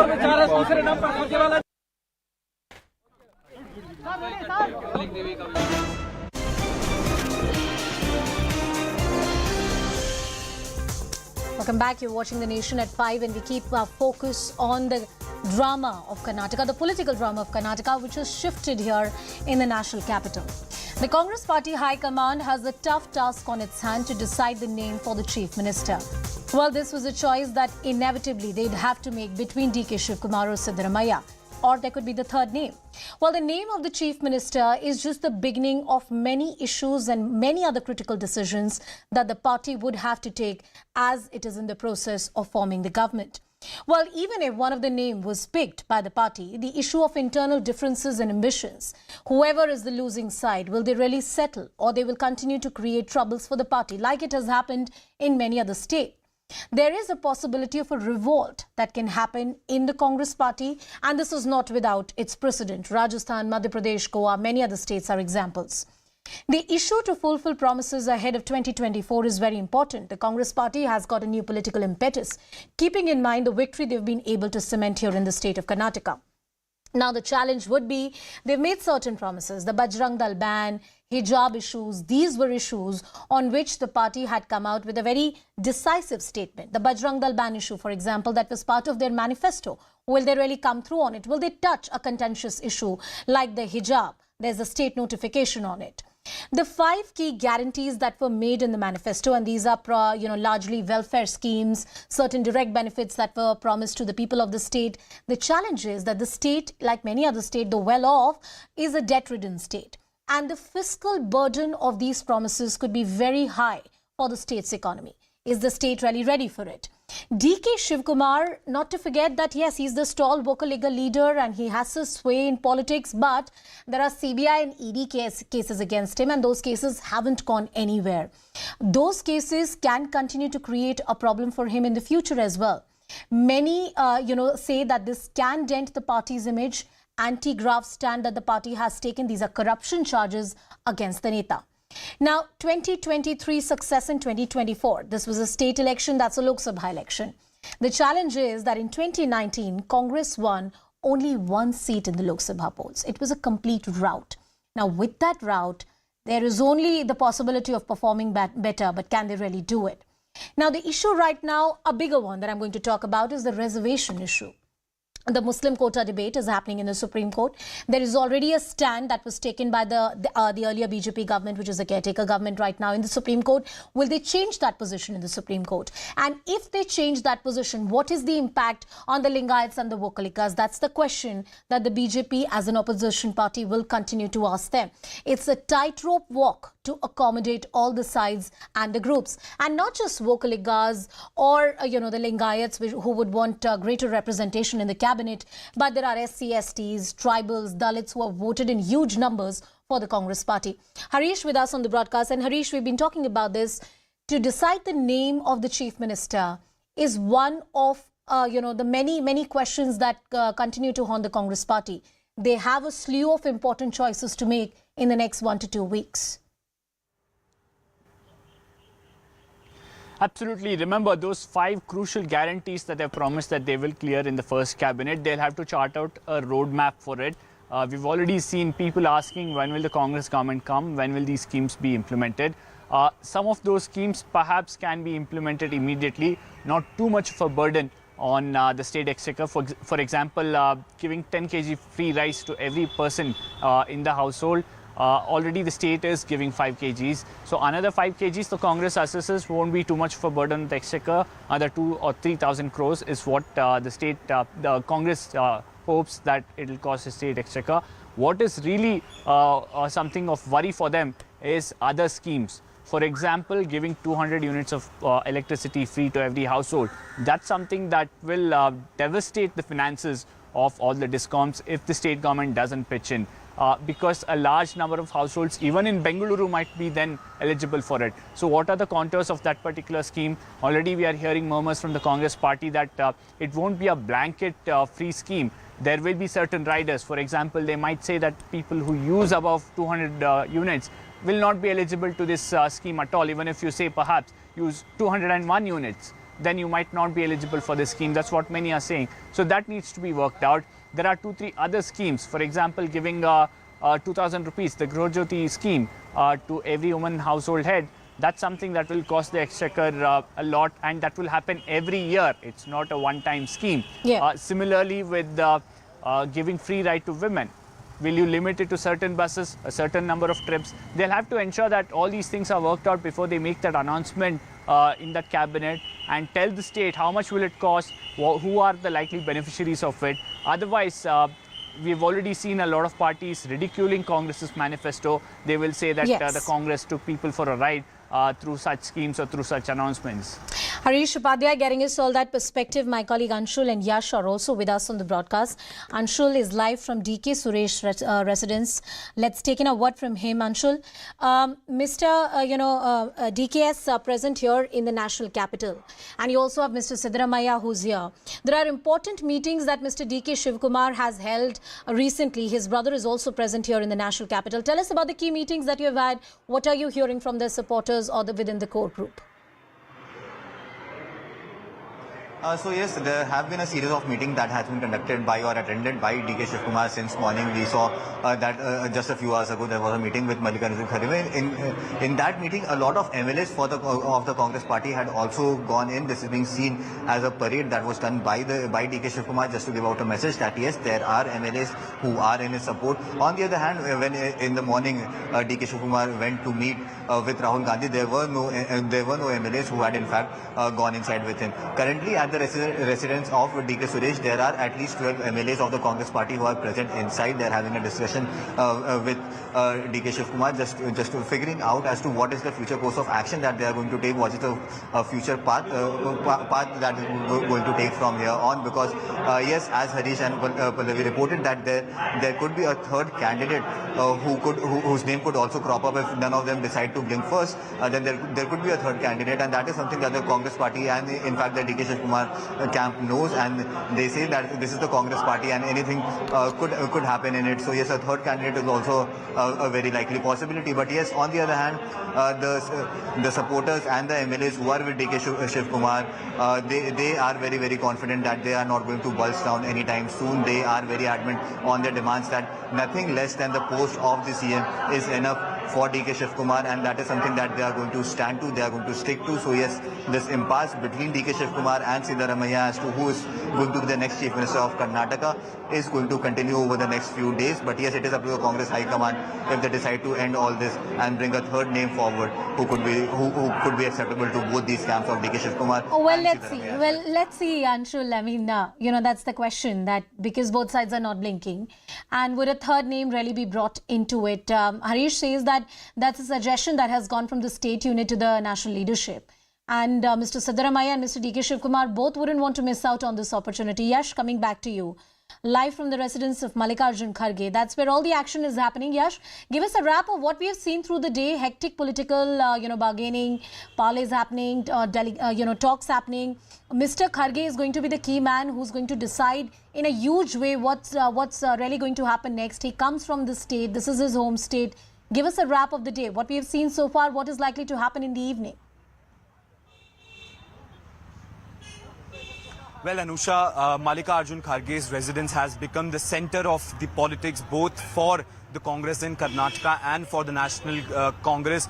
Since morning when we came here, the view over here was deserted, and in fact, post 12 p.m. when those very two crucial meetings of Rahul Gandhi and Siddaramaiah and Rahul Gandhi and DK Shivakumar took place. After that, the hectic parleys actually began over here at Mallikarjun Kharge's residence.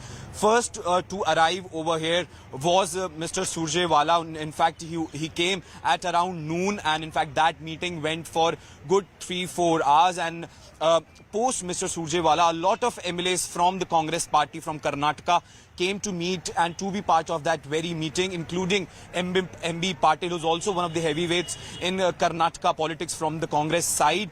And after that, once the meeting of DK Shivakumar was concluded, then DK Shivakumar also reached to the residence of Mallikarjun Kharge, and in fact he was also here for quite some time, for approximately 2.5 to 3 hours. And in fact, in between all of this, Mr. Surjewala came out to speak to media, and in fact he cleared the air around certain things. And in fact, he had maintained that all the deliberations are still on. Party is still in a hurdle. They are actually thinking, and they are actually making out of the possible outcomes from this entire situation. Yes, we know there are two names in this situation. One, of course, is of Mr. DK Shivakumar, and the other name is of Siddaramaiah. That's and right. In fact, it is very important for the Congress party also to actually placate both the leaders, eyeing at the future for the Congress in both national sense and in fact when it comes to the state assembly. Karnataka elections, of course, is a huge political impetus to the Congress party and has a huge role as a precursor to the 2024 battle. We've already seen the opposition parties looking at Congress with certain degree of political respect now. Let's see how that really translates. We'll continue tracking this story. This is our top focus here on CNN News 18. My colleagues getting you all the details from here in the national capital, all that's happening, and also a sense as to how things are panning out in Bengaluru, where a lot of leaders within the state party unit believe that perhaps we should look at a third phase. Mr. Kharge, is he one of the possible contenders who can be acceptable to both Mr. DK Shivakumar and Mr. Siddaramaiah? Let's see how that really turns out to be. We're slipping into a very short break for now.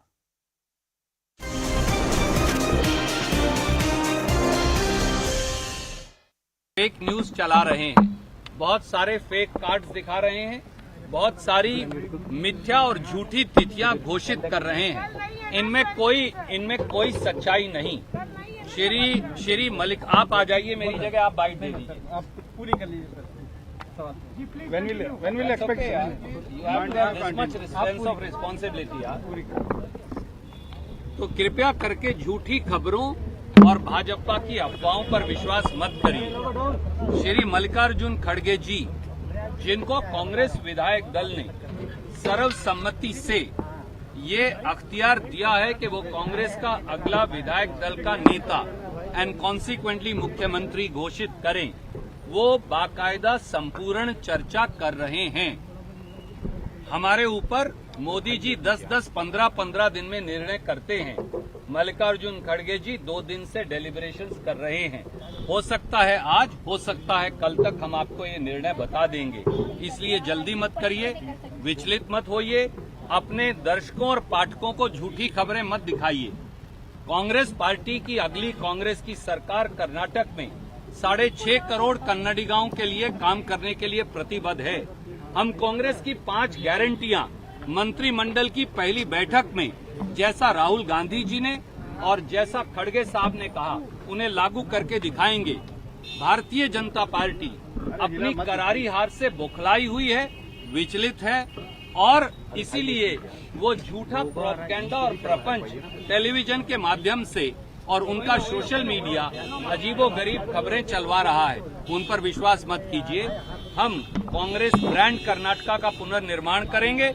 हम एक काबिल सरकार कर्नाटका को देंगे, एक transparent, accountable और ईमानदार सरकार कर्नाटक को देंगे। 40% कमीशन का अंत करेंगे और ये सुनिश्चित करेंगे कि हम हर कन्नडिगा के लिए 6.5 करोड़ कन्नडिगा हमारे भाई और बहन हमारी इकलौती प्राथमिकता हैं और हम उन सब के लिए काम करेंगे। धन्यवाद।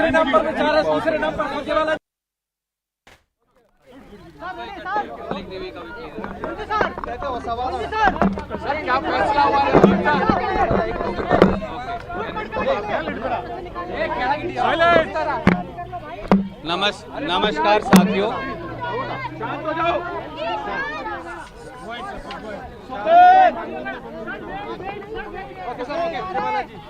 Just one second. Relax.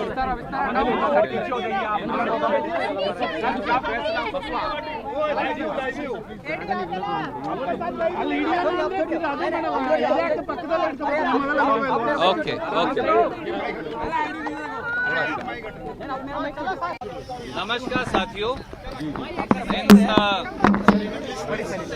a lot of speculation was going on, and there was all of you were calling me incessantly. I just wanted to point out that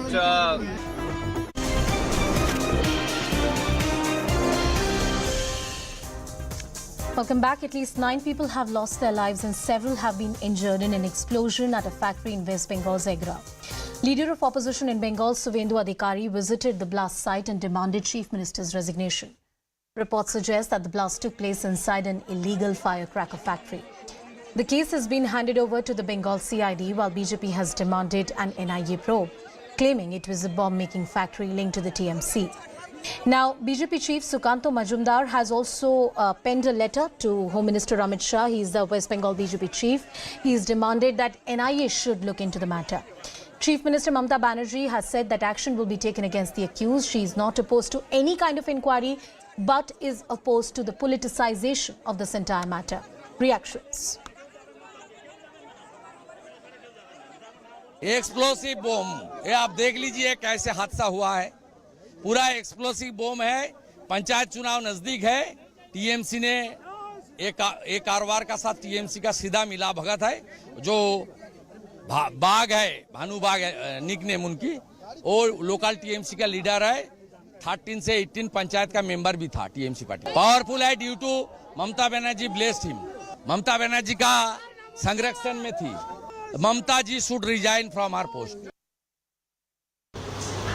If he is a Trinamool congressman, then why Bengal police arrested him at the time of Kali Puja because of illegal crackers, firecrackers, Karnataka is there.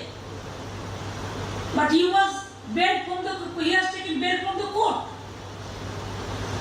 Trinamool Congress, because of the Trinamool Congress, he was arrested. And now that panchayat, few days ago, they have purchased this panchayat BJP and they have elected someone independent as a BJP panchayat. So these 2 months, our panchayat is also not there. Only BJP is there. So tell them not to do the politics. Tell them to do NIA or whatever, CBI, ED, whatever the agency they have. We don't have any objection. My colleague Kamalika is joining us on the broadcast. Kamalika, what exactly is the allegation of the BJP? Why are they demanding CM's resignation? See, opposition is demanding CM resignation, and they are saying they are demanding NIA, like Suvendu Adhikari, who went to this Agra today. He demanded all these things. On the other hand, the administration has handed over the investigation to CID. CID bomb squad and forensic have collected specimens from this area. So in one side, the investigation is going on. But on the other side, the BJP has asked for an NIA investigation. And they have filed a petition in Kolkata High Court also. Tomorrow is the hearing. So the war of words politics is on in ground. Obviously, there is a big question on police that why they have allowed this illegal firecracker factory because this person was arrested last year too and he was out in bail. Even after that, why he was running an illegal factory and what was police doing, that's a big question which is on this. But at the same time, the investigation is on and the police has clearly stated that there is no evidence till now which can say that there has been a bomb blast here or there was any specimen which substantiates that this factory also was making bombs. But the local people and the BJP, they are alleging that it was a bomb-making factory. The local people are alleging this is a bomb-making factory and some kind of political subterfuge was given. Once again, the demand of an NIA inquiry. Kamalika, what has the local police investigation told us so far? Any arrests that have been made? See, 2-3 people have been detained and been questioned. That's what we are getting since this investigation is taken over by CID. The West Bengal police has also sent a team in Orissa because this is very close, is on the border of Orissa.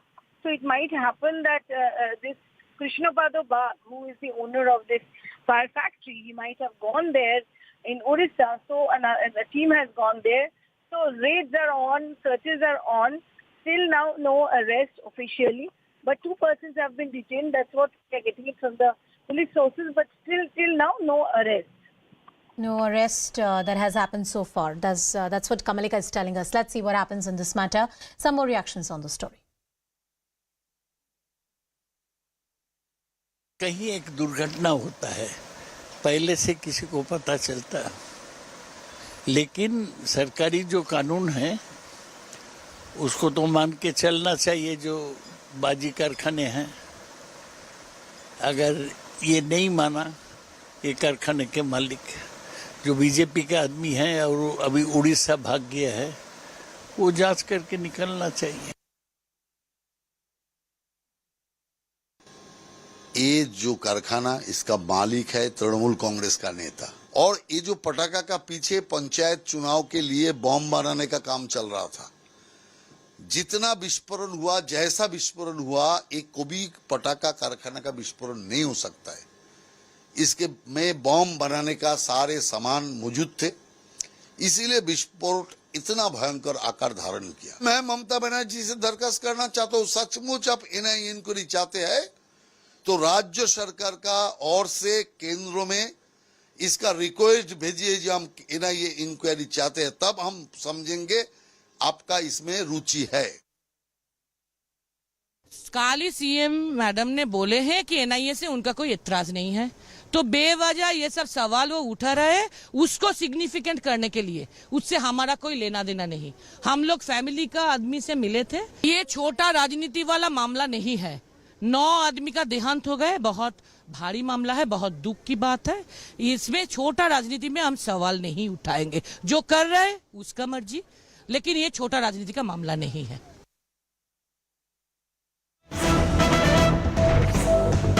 All right, some latest developments coming in. The Marine Commandos of the Indian Navy have been deployed at the Dal Lake in Srinagar. This is to ensure the safety of the G20. Commandos have started moving in the lake. They will now take the charge of the security amid terror threat in the valley.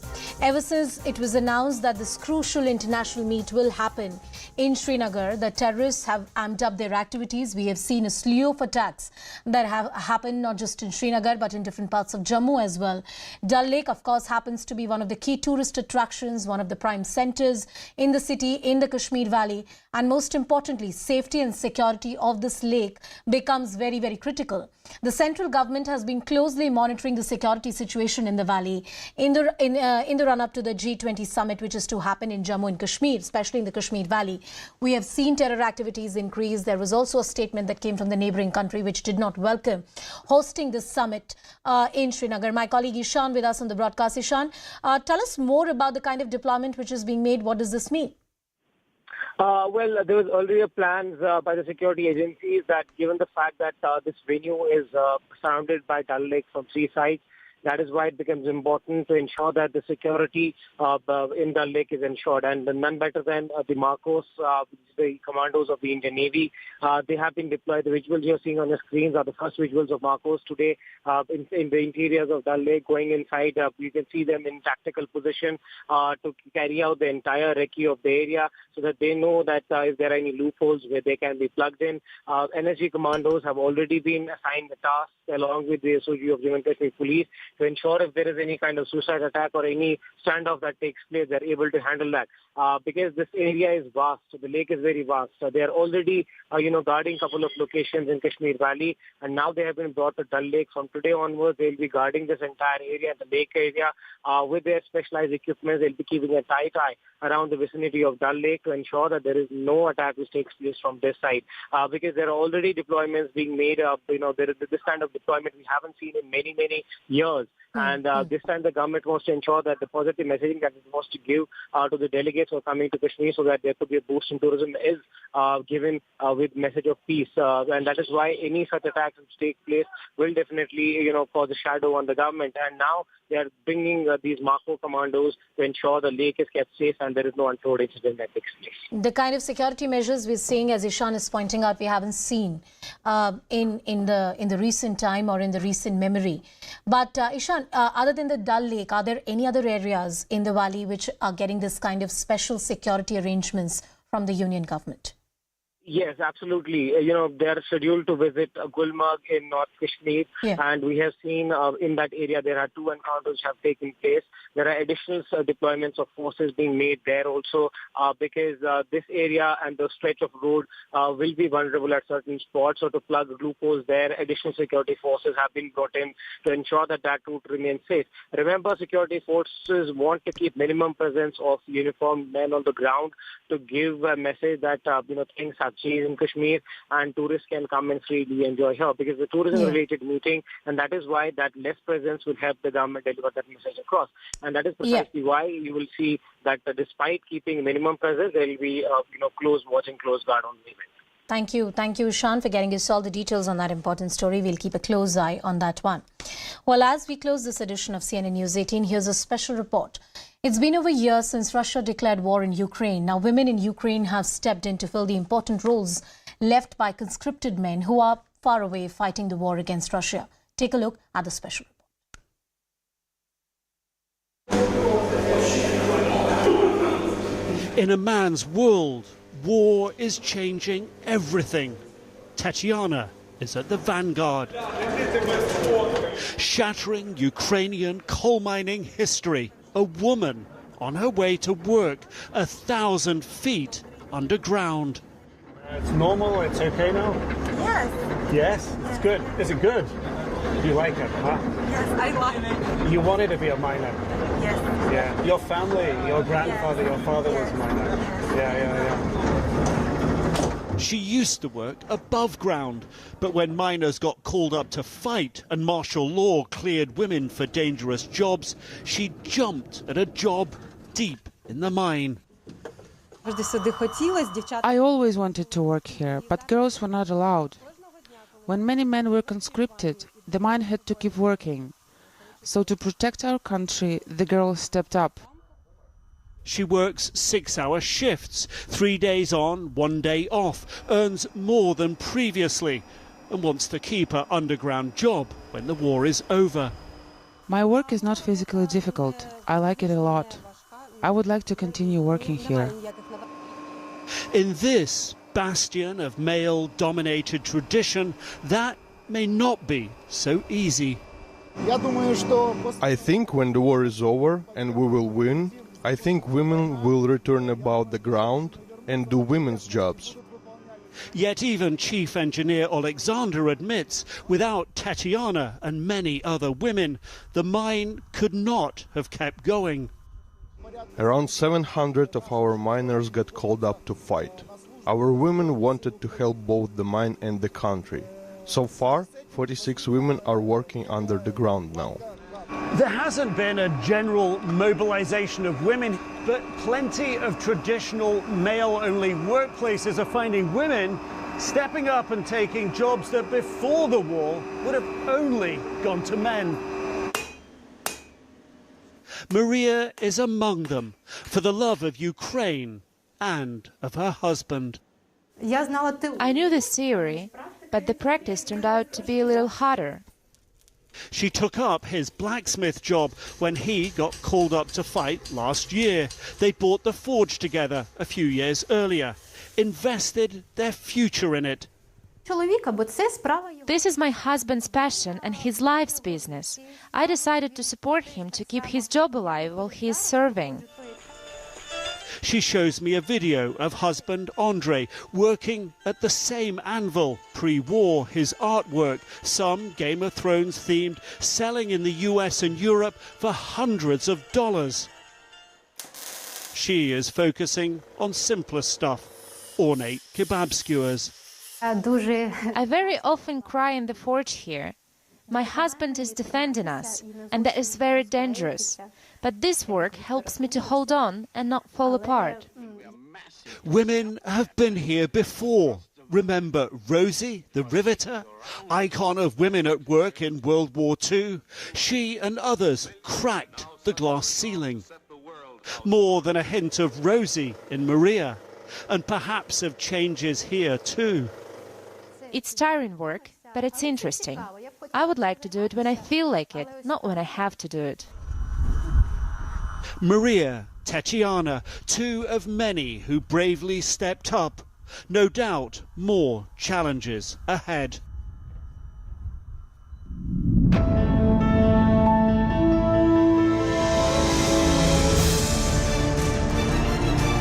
What's going on in the Congress party? They say that Sonia Gandhi never said this, and we did scan the speech. She hasn't quite said this. Then why did you put it up on a tweet, and why are you sticking to that tweet? There are two states, that is Madhya Pradesh and Uttar Pradesh, which have declared that this movie will be tax-free. But the criticism is only growing. And there are also likes of Jitendra Awad, who says that they should be hanged for defaming the women of Kerala. Congress party has said 32,000 कहा था 3 निकले. This is nothing but BJP propaganda. Are you telling me the Congress position is that 3 lives are disposable? It is okay for 3 girls to have been entrapped by a terrorist organization?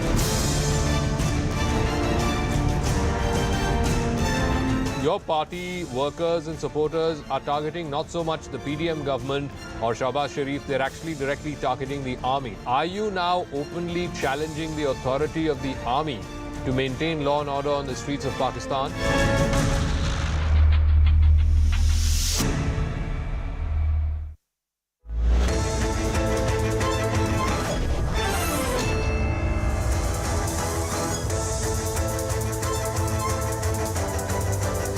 Welcome everyone. Thanks for staying with us. You're watching Plain Speak with me, Shivani Gupta. The Karnataka conundrum is not ending for the Congress party. It's been 3 days of meetings and negotiations in the national capital after the results came out. And still there is no consensus on who should be the next chief minister. Until today morning, it seemed Siddaramaiah was leading the race for obvious reasons. He met Mallikarjun Kharge, the Congress chief, and even Rahul Gandhi. Sources say Siddaramaiah gave a list of the MLAs who are supporting him to KC Venugopal and Randeep Surjewala, and we are led to believe that he has the majority of the MLAs' support. He even reminded the party about the support of various communities he has behind him.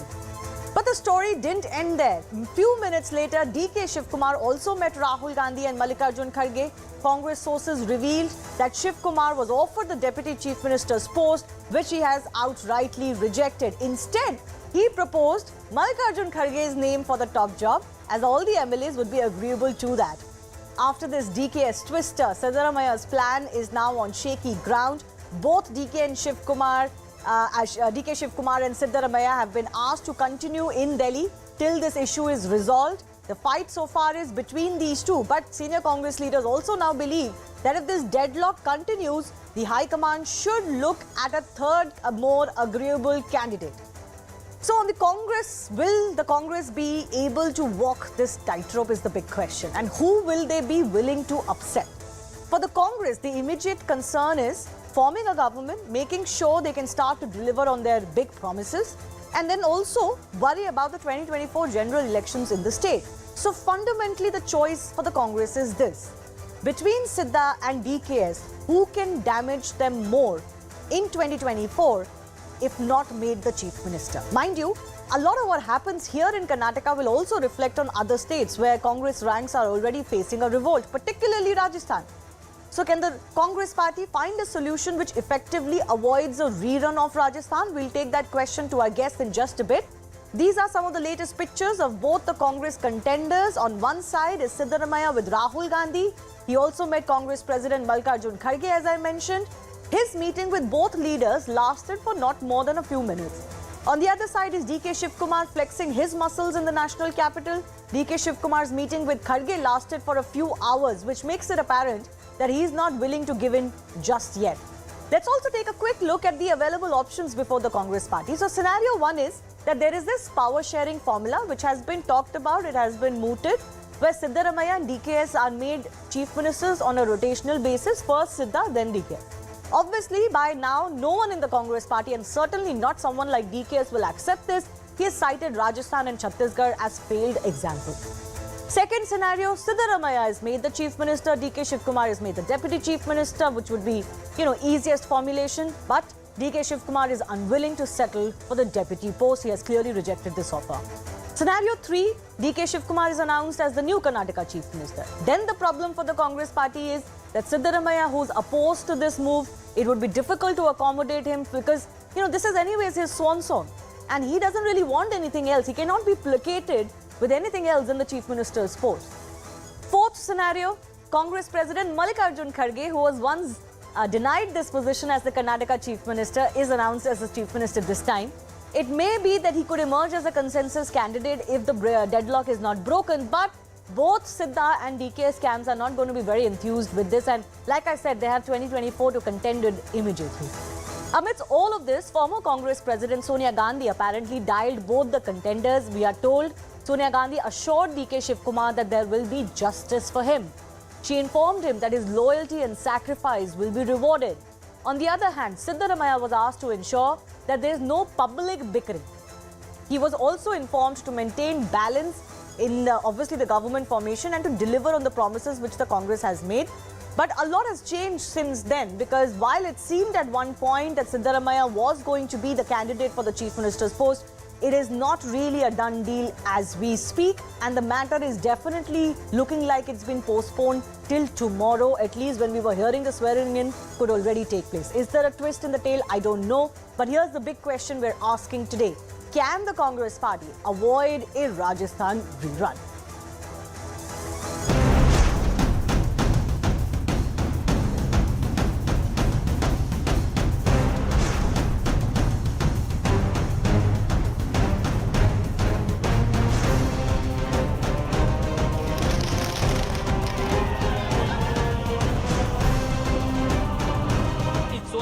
Of today or tomorrow, and we will have a new leader of the Congress legislature party.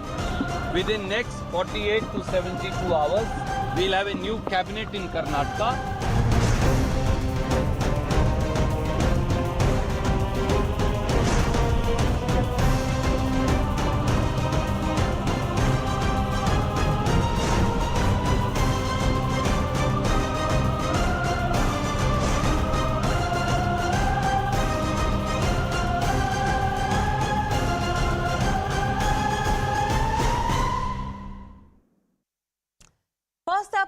Across to our senior editor Pallavi Ghosh, who tracks the Congress party and of course has been tracking the back and forth that's taking place in the higher echelons of the Congress decision-making powers corridor.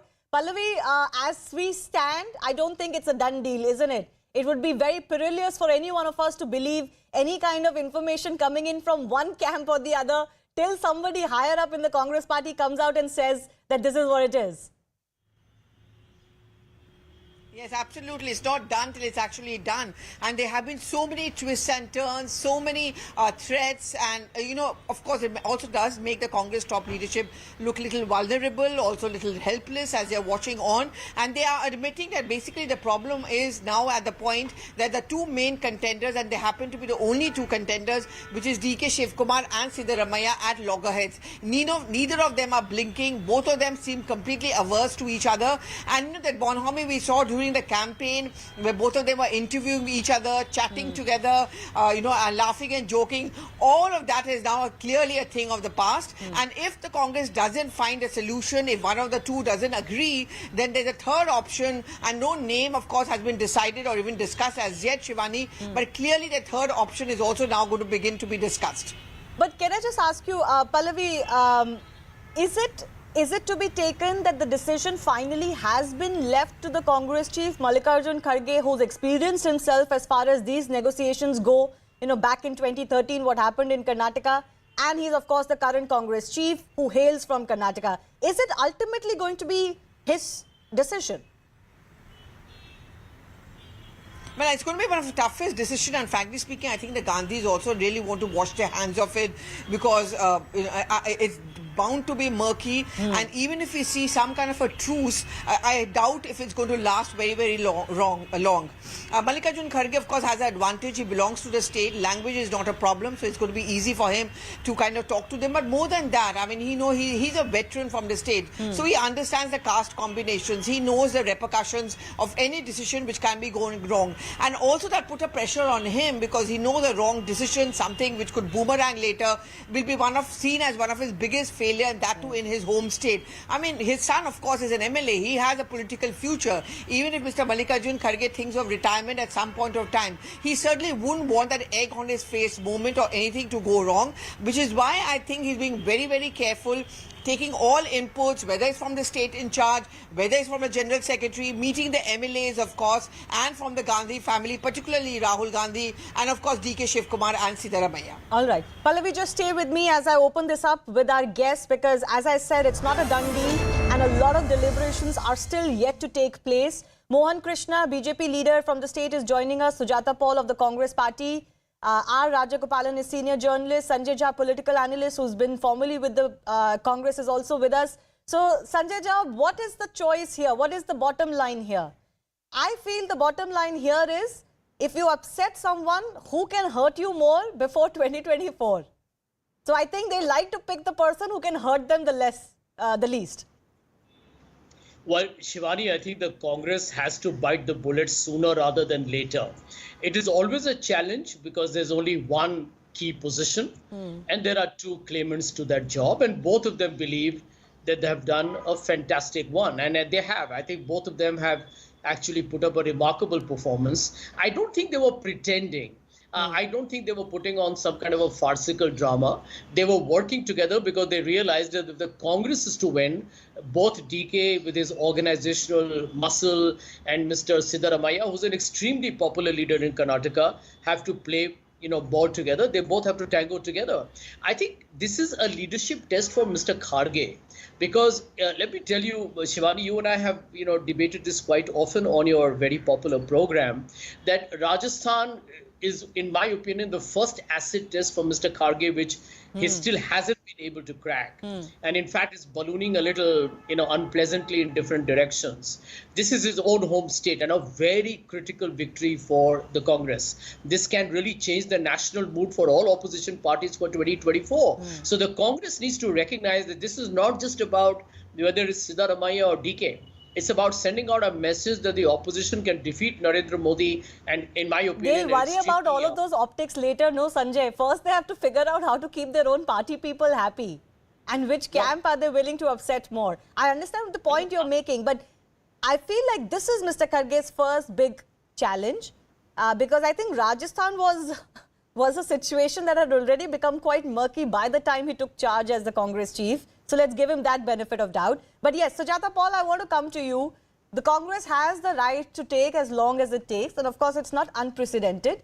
There are sometimes difficult choices to be made when you have good contenders and top contenders in a state.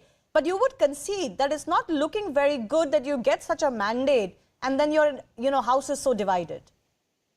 Only 4 days have passed, and this speculation and planted stories are in very poor taste because they're coming from the BJP camp, who are poor losers. And why do I say that? Because I'll take you back to 2017 in Uttar Pradesh. If you remember, the results came out on 11th March and the oath-taking ceremony took place on 19th March. And after this dispute between Manoj Sinha, Keshav Prasad Maurya and Adityanath, let me give you another example. Assam, the results came out on 2nd May 2021. And the oath-taking ceremony took place on 10th May. And of course, the dispute was between Sarbananda Sonowal and Himanta Biswa Sarma. And of course, if you remember 2022 assembly elections of Uttar Pradesh, photos of Mr. Modi were removed from the social media handles of Mr. Adityanath. He had stopped receiving phone calls of the Prime Minister because the Prime Minister apparently, according to media reports, wanted a retired IS officer to become the Deputy Chief Minister. Having said that, let me come to what is happening here. Results were announced on 13th May. And as per the Constitution of India and the wishes of Congress President Mr. Mallikarjun Kharge ji and Rahul Gandhi ji, a process was set in motion. And what was this process? Sushil Kumar Shinde ji, along with other observers, were appointed on 14th May, and they took a meeting of the newly elected legislators on the 14th itself. On 15th May, the meetings continued right through the night, and 14th night, and on 15th May, they reached Delhi, the observers, and gave their report to the Congress president. Just one more minute. So on 16th May, the Congress president met all the senior leaders of the Karnataka, and on 17th May, that is today, this is continuing. So you will come to know the result tomorrow, today or tomorrow. So let's hold our horses, because the results are going to be soon, you gave me and we haven't taken too much of time. Timeline. I'm aware of that timeline. This is what we do. We track the timeline. We have been tracking the story, so you need not remind me.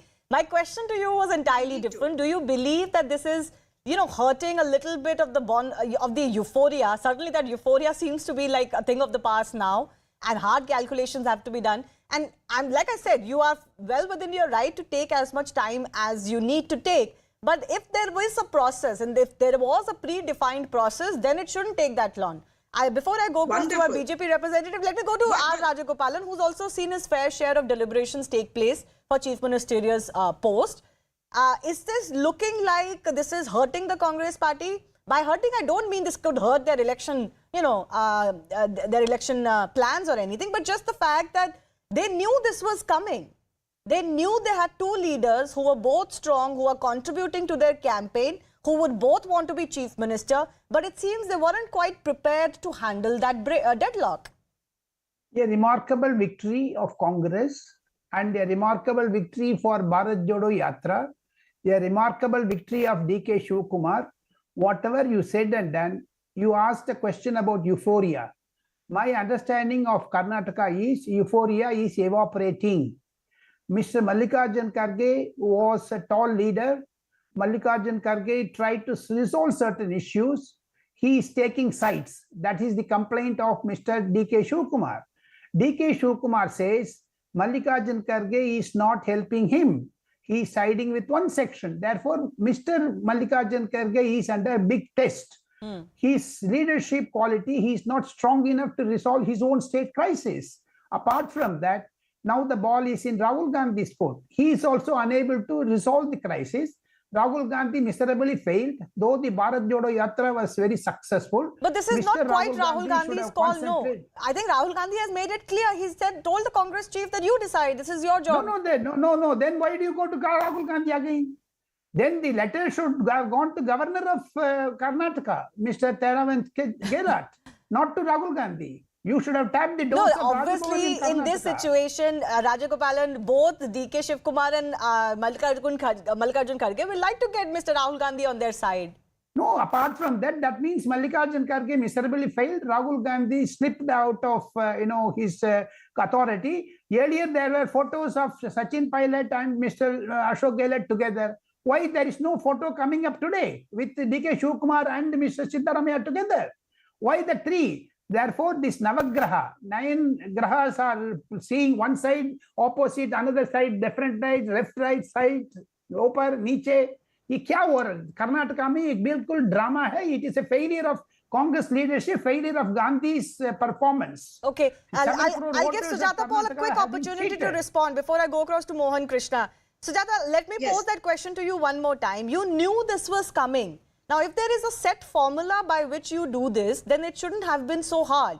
And everybody believes that set formula can only be who has more of the MLAs backing him. You're absolutely correct, and that's what we are taking our time about. I've told you about the process, and 4 days is not so hard to wait. When you could wait for 8 days in Assam and also in Uttar Pradesh. Now, you know what Mr. Ram Gopal was talking about. Let me remind him, Kharge ji is more successful than JP Nadda ji. How? Because in his area of Kalyan, he won 26 seats out of 40, while Mr. JP Nadda could manage only 24 out of 68 seats of Himachal Pradesh. So that's how capable our Congress president is. And of course, dramebaz is correct. Crisis in Pradhan Congress. Mantri is the dramebaz. Pradhan Congress Mantri में is the crisis में है. dramebaz. Congress is नहीं, doubly आप talking सही कह about. रहे हैं. Congress is in crisis. Correct. That Congress is in dramebaz crisis. is in Drama the is in BJP. Congress. And that Congress should have come out dramebaz openly was the Prime and created Minister an atmosphere who went where there live, should be a who congressman. said 91 Congress is very times. much not in That difficult is what situation. our Prime That Minister Congress did, gone all not for all, one what for all. Therefore, there is along no with question of you- Congress. Therefore, what is Along that? with you, the Why? BJP This is is history. full You are of talking about clowns history. and Where is dramebaz. Congress? Dramebaz. 7 crore Why voters you, have voted. can't you wait for What 5 happened years? to that? 5 years of misgovernance, 5 years of ill governance. Okay. And this is what we come to. 3.5 years they were in power, but what did they do? 5 years they planned. But all of that is and over, changed Sujata Paul. chief You won a ministers. mandate. That's what I'm telling him. That's a done Yes. deal. All of that is over. they're dying One to second. implement the 5 guarantees. One second. I'm just trying to understand what is the process. And I think I'm fair in asking that question, because if that process was taking the MLA's will into account, I think that answer was given to the Congress chiefs. But in any case, Mohan Krishna, please come in. How do you look at this conundrum for the Congress party? And it's almost surprising. Can I just ask you, it's almost interesting that some of those who had defected from the Congress to the BJP are today talking about how Siddaramaiah was guilty of bringing their Congress JDS government down. It seems like even on ground, there is, even in non-Congress MLAs or people who are not even MLAs who lost their elections are seeming to support DKS more. They find him more worthy than Mr. Siddaramaiah, who's already enjoyed, as I quote a Congress leader, quote unquote, fruits of power for 14 years. Shivani, thank you very much for giving me time to speak to you all. It's very interesting, you know. I want to just tell Sujata Paul and Sanjay Jha, who is an ardent supporter of Congress. In Karnataka, Congress has given 5 guarantees. The 6th important one they have failed to give. That is, who will become the CM. They had 2 coins and 1 coin they are not able to make. 2 coins they are not able to make 1. That's the beauty of the Congress. Coming to the point what Sujata Paul was making. JP Nadda is a failure. Come on, Sujata, just look at your back. Look at your back. He has won 17 states. What did Kharge do? He has, just 1 state and another state in by Karnataka. bringing down governments, that's how you've come into power. Let's forget it. Okay. JP Nadda Let is us come to the point of high command of Congress. I have not intervened when you are talking. The high command of Congress.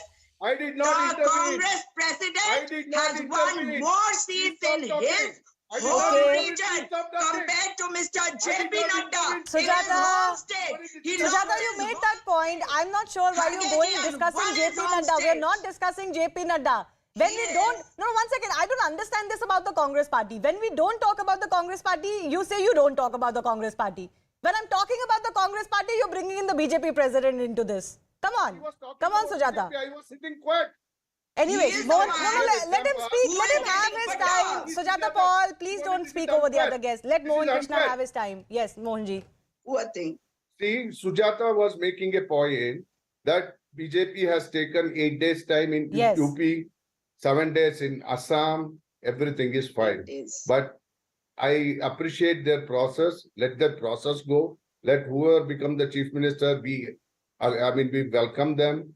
We will welcome the verdict of the people. All these things are there. Why Mr. Surjewala, what work he has got to talk about fake news about BJP? Their own people, Siddaramaiah's people are doing it, Shivani. Tell Congress people they are doing it. उन लोगों ने करके सुरजेवाला के कान में बोला है, BJP वाले बोल दिया करो. ये स्ट्रेटेजी है. अभी स्ट्रेटेजी हो गया इन लोगों को. Please stop talking. Please stop talking. Second thing, she was talking about what? High command is very strong. This is one of the weakest high command Congress we have seen. Have you not seen, Shivani? Let Sanjay Jha explain this to, and Mr. Rajgopal explain this to the people of India. High command of Congress today is so weak. You can't digest Rahul Gandhi is not able to take decision. Sonia Gandhi is not able to take decision. Kharge ji is a puppet president who will not take decision. 1 second. Where is the high command there? Where is the high command? You tell me. Sujata, don't shout. Don't get angry. Don't get angry. When you spoke about BJP, I was sitting quiet.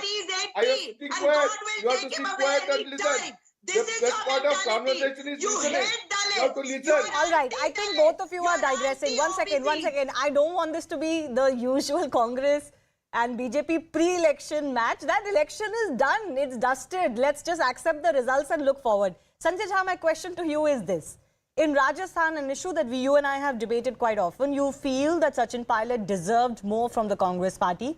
He's their young face. He worked hard. He got them a victory. And you could argue that he's the future of the party, and Congress has seen enough exits of young blood. They can't really afford to lose more. Could the same issue apply to Karnataka? Where, for example, some in the Congress party believe that Siddaramaiah, who wasn't even from the Congress all his political life, has enjoyed enough fruits of power. This is DKS's time. He's the organizational man. He's the one who will need him in 2024. So he should be rewarded this time, even if it upsets Siddaramaiah. Sanjay Jha. Shivani, I'll try and answer various questions raised during the program as succinctly as possible. Number one, I think, politics, intra-party dynamics is the name of the game. You are not just competing against BJP. There are always in every political party, there is going to be a tussle for who ought to be the captain of the ship. And that's natural and par for the course. It means that you have the talent or the leadership to take the party forward in whichever state. So let's not look at this DK versus Siddaramaiah as something unusual. It's happening in every party, and actually it's good for a healthy democracy. Point number two, I think the Congress actually has done a very good job in having a secret ballot, which has already been done.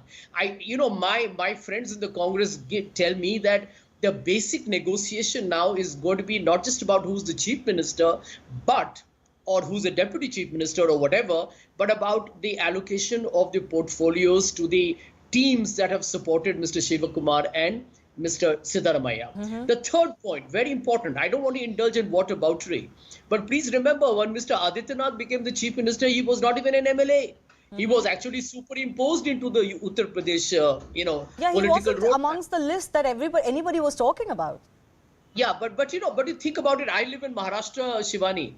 For 1 month in a state like Maharashtra, India's most manufacturing, industrial, investment banking driven state, probably the economic powerhouse, you had Devendra Fadnavis and Eknath Shinde running the state for over 4 weeks, over a month. There was no cabinet. Even Yadurappa, when in 2019 they toppled the Congress government through Operation Lotus, you had no cabinet there for a month. But this is a different situation, Sanjay Jha. You've got a clear mandate of 135 MLAs. I agree. You shouldn't be in this situation. situation. I want to add that point, Shivani, that the BJP is not a benchmark. I think the BJP is, in my opinion, pathetic in governance, and I think they have destroyed India's democratic polity. Okay, but that wasn't my question to you. I'm not making the BJP the benchmark. Every party works differently. My question to you was, would it be better for the Congress to go with someone who's younger and is obviously an organizer like DKS than someone like Siddaramaiah who's anyways in his last stint? Now you would want to honor it, that would be great, but if you put between a rock and a tough place, would you rather they sided with DKS, who's their future in the state, rather than Siddaramaiah, who's enjoyed power beforehand? Unfortunately, politics is so complicated. I mean, Rajasthan and Karnataka, again, apples and oranges. I mean, there is a reality that Mr. Siddaramaiah may be older, but a very established administrator and somebody who has a great influence across sections of not just communities, but people from different income levels, etc. So I think it's not an easy call. It is not, and I don't think Mr. Kharge has an enviable position right now. It's an unenviable position right now for Mr. Kharge. We must accept that it's a complex decision. My only point was, Mohan Krishna, as you come in, that maybe the Congress should have seen this coming. If they were preparing for a win, as they were, then they should have been prepared for the fact that this is exactly the position they'll find themselves in. Yes, Mohan Krishna, then final word to our Rajagopal. Absolutely, you are right in making that point. It is on us. When they were preparing for elections, when they have prepared to see that the 140 seats we will win, at the same time, they should have given the guarantee to the people of Karnataka that who is going to be the Chief Minister of Karnataka. I am not bothered about they will take 1 month as Mr. Jha was talking about. BJP is not the benchmark. Congress will never be the benchmark for anybody in the country. Congress will never be the benchmark for anybody in the country. That is why Sanjay Jha has also been suspended and he has been put in his place. Let him support let's the not Congress. make this Let about him. Not speak about BJP. Let him not speak about BJP. That's what the Coming BJP to the can point, do. we are a democratic country. We are a democratic party. Our inner democracy is very high. Party. And our believe in party one man. president and chief minister, we will announce, or if it is not done, we will take appropriate time and we will do it in a right manner. But we are not contemplating on what we have done and why Congress is not doing. We are not asking that question. Okay, Sujata Paul, very quickly, 30 seconds. I have to give R. Rajagopalan the final word. These are the people, Shivani, who have given 2 chief ministers in 3.5 years. And they've given ill governance and misgovernance, and they're talking about benchmark. Yes, you are not the benchmark. For ill governance of yours, the 55 years, people have thrown you out from the Lok Sabha. Lok Sabha, you have been thrown out. You have been brought to 40 seats from 400 seats. Where were you then? You are talking of misgovernance of BJP. The BJP should stay out of this because this is not about BJP. Because of that, you have been shown the door. You will be shown the door everywhere. This is the All right. Sujata Paul, I agree with you. This isn't so much about the BJP, so let's not make this about the BJP. Why don't you talk about your party? The BJP should stay out. Okay. Stay out of this. Okay, all right. Anyways, R. Rajagopalan, I want to come to you. What is the better choice for the Congress party here? It is a complex choice, no doubt. But what do you think would be better in the long term for them? In the long term, I consider that Mallikarjun Kharge should be made as Chief Minister and two DK Shivakumar and Siddaramaiah to be made as Deputy Chief Ministers. Otherwise, like Ashok Gehlot told Mr. Sachin Pilot, that he is a Deshdrohi.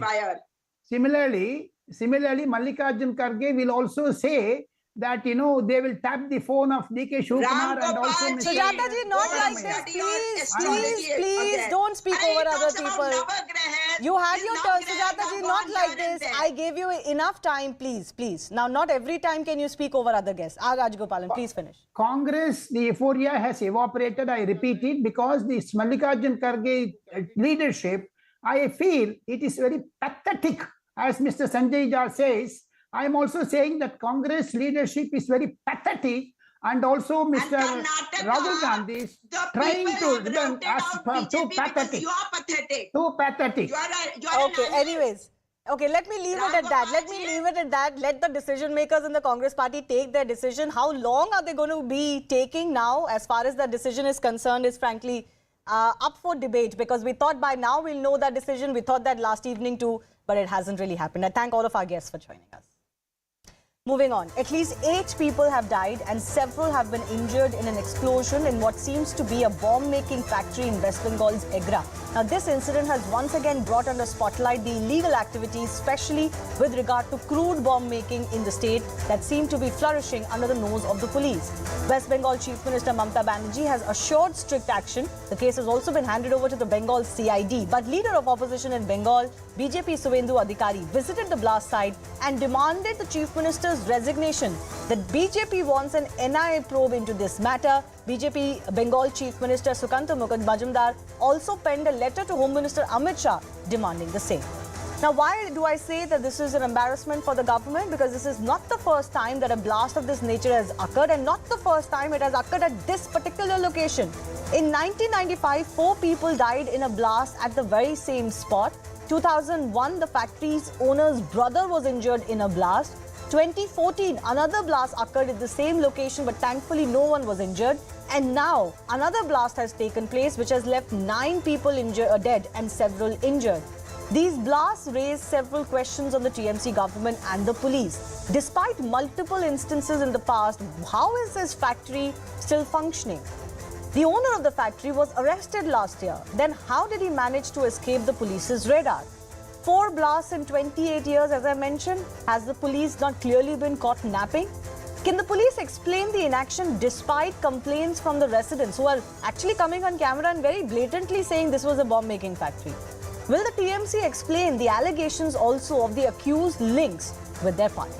The big question, has the Bengal police been caught napping? We'll take that forward with our guest joining us in just a bit.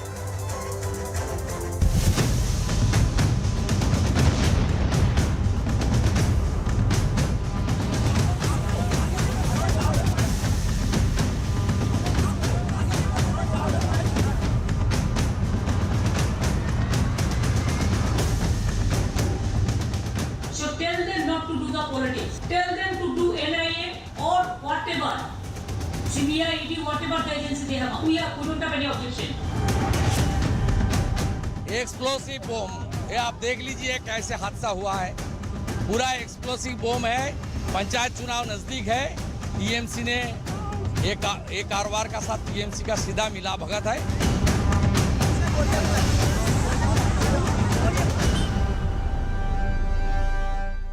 Explosive bomb, ये आप देख लीजिए कैसे हादसा हुआ है। पूरा explosive बम है। पंचायत चुनाव नजदीक है।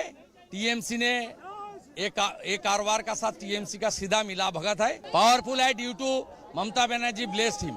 ममता बनर्जी का संरक्षण में थी। Mamata ji should resign from our post. सरकारी जो कानून है उसको तो मान के चलना चाहिए। जो बाजी कारखाने हैं, अगर ये नहीं माना, ये कारखाने के मालिक जो बीजेपी के आदमी हैं और अभी उड़ीसा